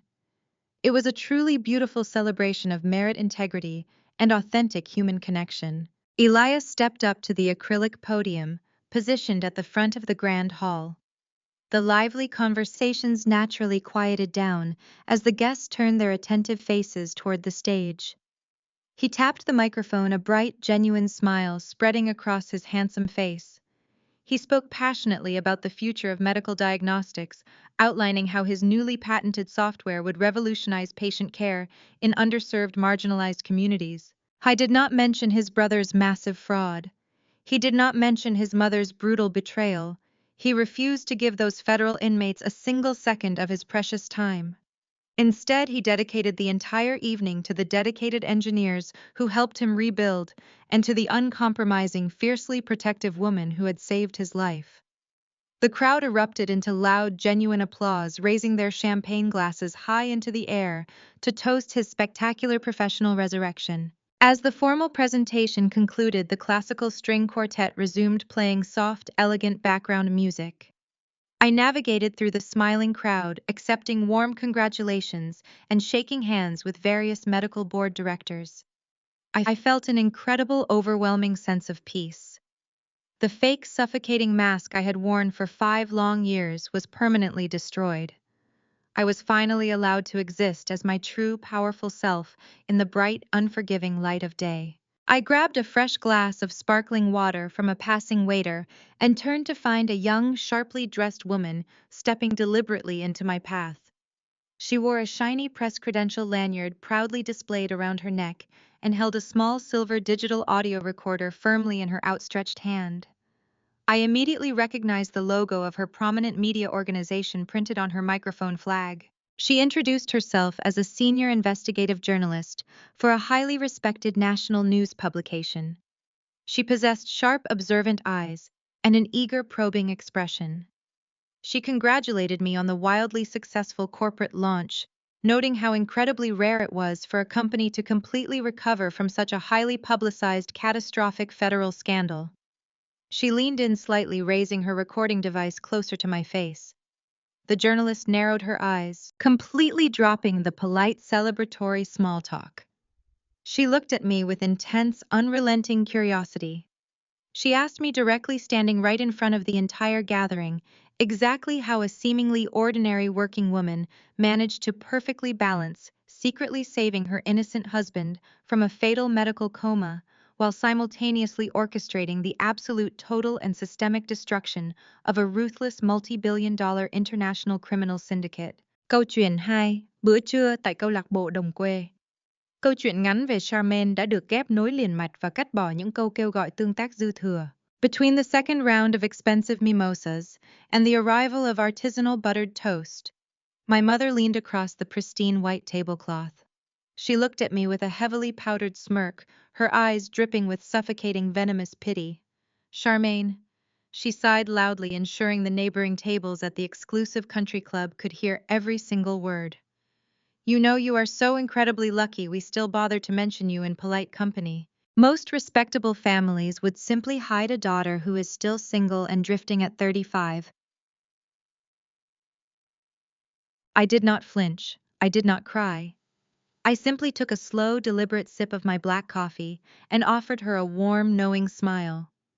What my mother did not know was that later that exact same night, I would open my encrypted laptop log into my private banking portal, deactivate every single credit account, keeping her lavish lifestyle afloat, and email my real estate attorney to formally evict them from the family log cabin. Growing up in Fairfield, Connecticut, meant presenting an illusion of absolute privilege and perfection to outsiders.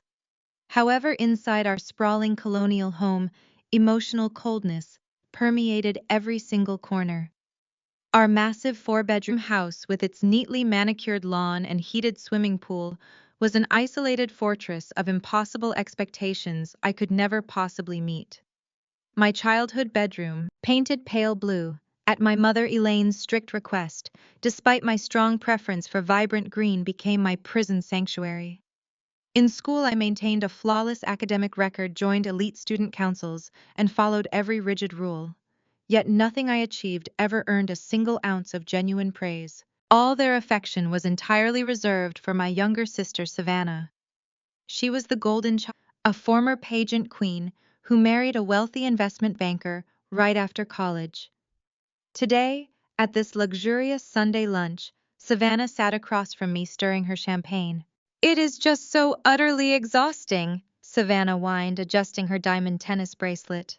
"Coordinating premium upgrades for the kids' flights to Paris takes a massive toll on my mental health. But I suppose you would not understand that kind of intense stress, Charmaine. You only have to worry about yourself and staring at your little computer screens all day." My father.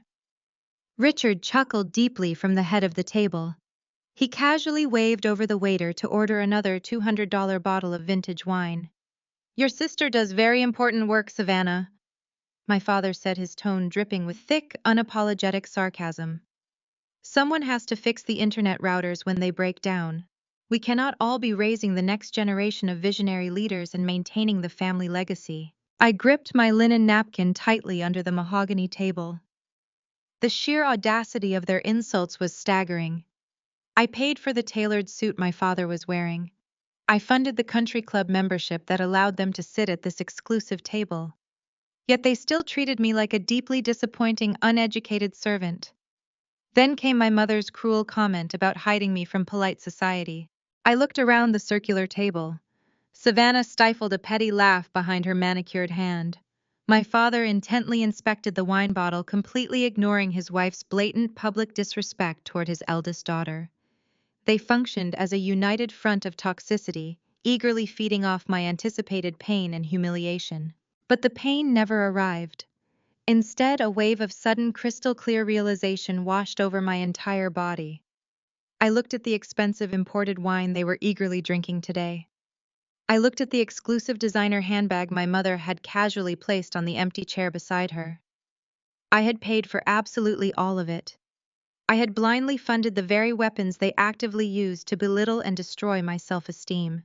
You are entirely right, Mom, I said, my voice remaining perfectly calm and unshakably steady. I am incredibly lucky to have a family exactly like this one. In fact, this lunch has been deeply educational for me. It has opened my eyes to the truth. My mother blinked rapidly, clearly thrown off balance by my total lack of visible distress. She expected tears. She expected me to shrink into my chair and apologize for my existence. Well, I am glad you are finally gaining some much-needed perspective, Charmaine. My mother sniffed, recovering her arrogant posture. Acceptance of your flaws is the first necessary step toward improvement. When the hefty four-figure bill finally arrived in a black leather folder, my father did not even reach for his wallet. He simply gestured lazily toward me, with his hand expecting me to cover their lavish indulgence as usual. I calmly reached into my purse, pulled out the sleek corporate card linked directly to my primary bank account, and handed it to the waiter. I signed the receipt, left a generous tip for the server, and stood up gracefully from the table. Thank you for the wonderful company today, I said warmly, slinging my coat over my arm. I have some very important work to do. I walked out of the country club feeling lighter than air. The scenic drive back to my city apartment was incredibly peaceful. I walked into my living room, sat at my desk, and opened my laptop. I logged into my portal. With 3 deliberate keystrokes, I deactivated every secondary credit card, keeping their fake lifestyle afloat. Their money supply was severed. Next, I emailed my real estate attorney. Draft the listing paperwork for the log cabin immediately. Serve the occupants with a 30-day notice to vacate. I hit send. The era of actual consequences had officially begun. The truth about my profession was something my family never bothered to ask about, simply because they lacked the intellectual capacity to understand it. I didn't just stare at little computer screens. Over the past 10 years, I had quietly built one of the most sophisticated zero-day exploit defense algorithms in the world. 3 years ago, a major defense contractor purchased my proprietary software for an undisclosed 9-figure sum. I was by every definition a shadow billionaire. I had purchased the Fairfield Colonial home through an anonymous trust. I paid for the country club memberships, the luxury cars, and Savannah's ridiculous European vacations, because for a long time, I mistakenly believed that financial generosity might eventually buy me a shred of genuine maternal love. I was wrong. But the beauty of being the architect of their fake reality was that I could demolish it with a single keystroke. The absolute devastation began at exactly 10:00 a.m. on Monday morning. I sat in my luxurious high-rise Manhattan apartment sipping a perfectly brewed cup of Earl Grey tea. I had synchronized my laptop to monitor the real-time transaction logs of the accounts I had just frozen. At 10:14 a.m. the first domino fell.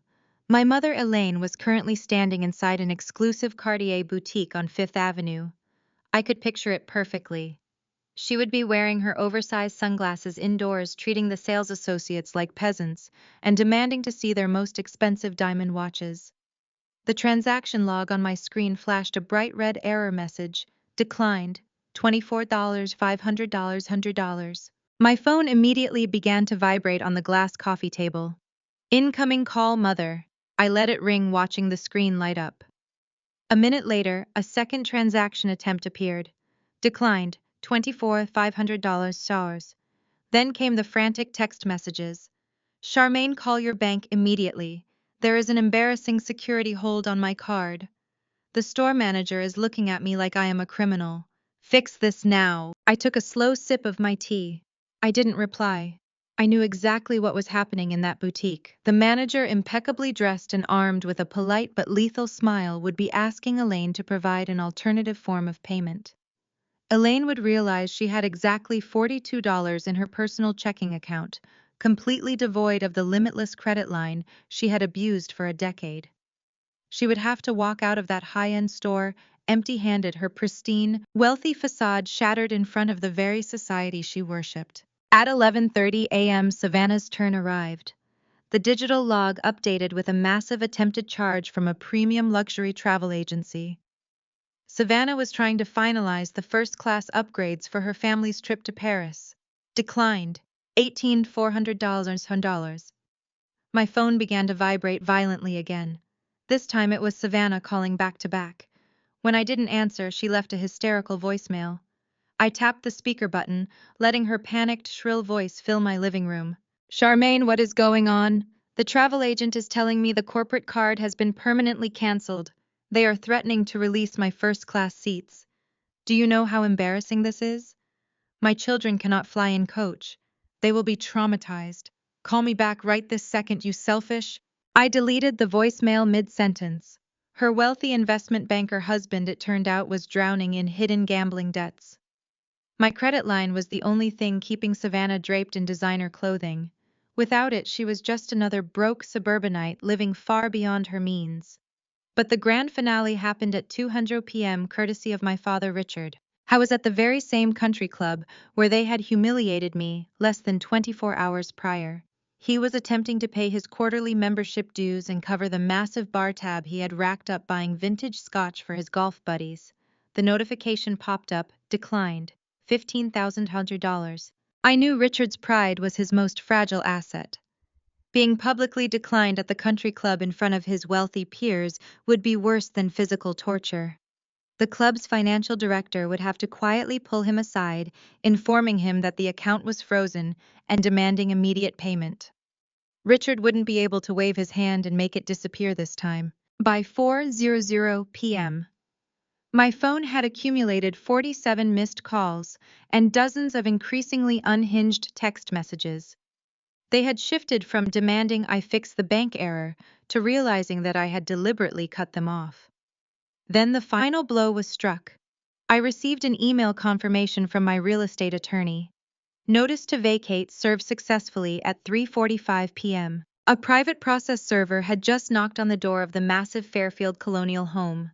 He had handed Elaine a thick, legally binding document, ordering them to vacate the premises within 30 days, as the anonymous trust that owned the property was liquidating the asset. In that exact moment, they finally realized the terrifying truth. The house they lived in, the cars they drove, the food they ate, none of it belonged to them. It all belonged to the daughter they had spent 35 years treating like garbage. My phone rang one last time. It was a group FaceTime call from Elaine's iPad. I smiled, adjusted my posture, and answered the call. The screen flickered to life, revealing my mother, father, and sister huddled together in the living room of the colonial house. They looked absolutely manic. Elaine's makeup was smeared from crying. Savannah was hyperventilating, and Richard's face was a dark, furious shade of red. "Charmaine!" my mother screamed, waving the eviction notice at the camera. "What is the meaning of this? We just got served with an eviction notice. The bank is telling us the credit cards are canceled. Did you steal our money?" "I didn't steal anything, Mom," I replied smoothly, leaning back in my plush chair. "I simply stopped paying for your lives. Every single credit card you have used for the last 10 years was linked to my corporate account. The house you are standing in is owned by my holding company.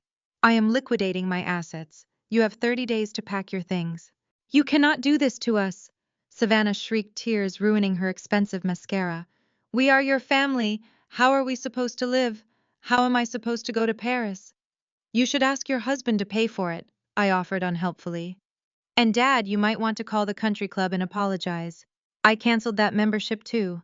I believe you owe them $15,000 out of your own pocket." Richard stepped toward the camera, his fists clenched.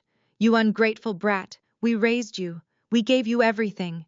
You gave me a pale blue bedroom. I hated constant emotional abuse and the privilege of paying your bills while you insulted me in public."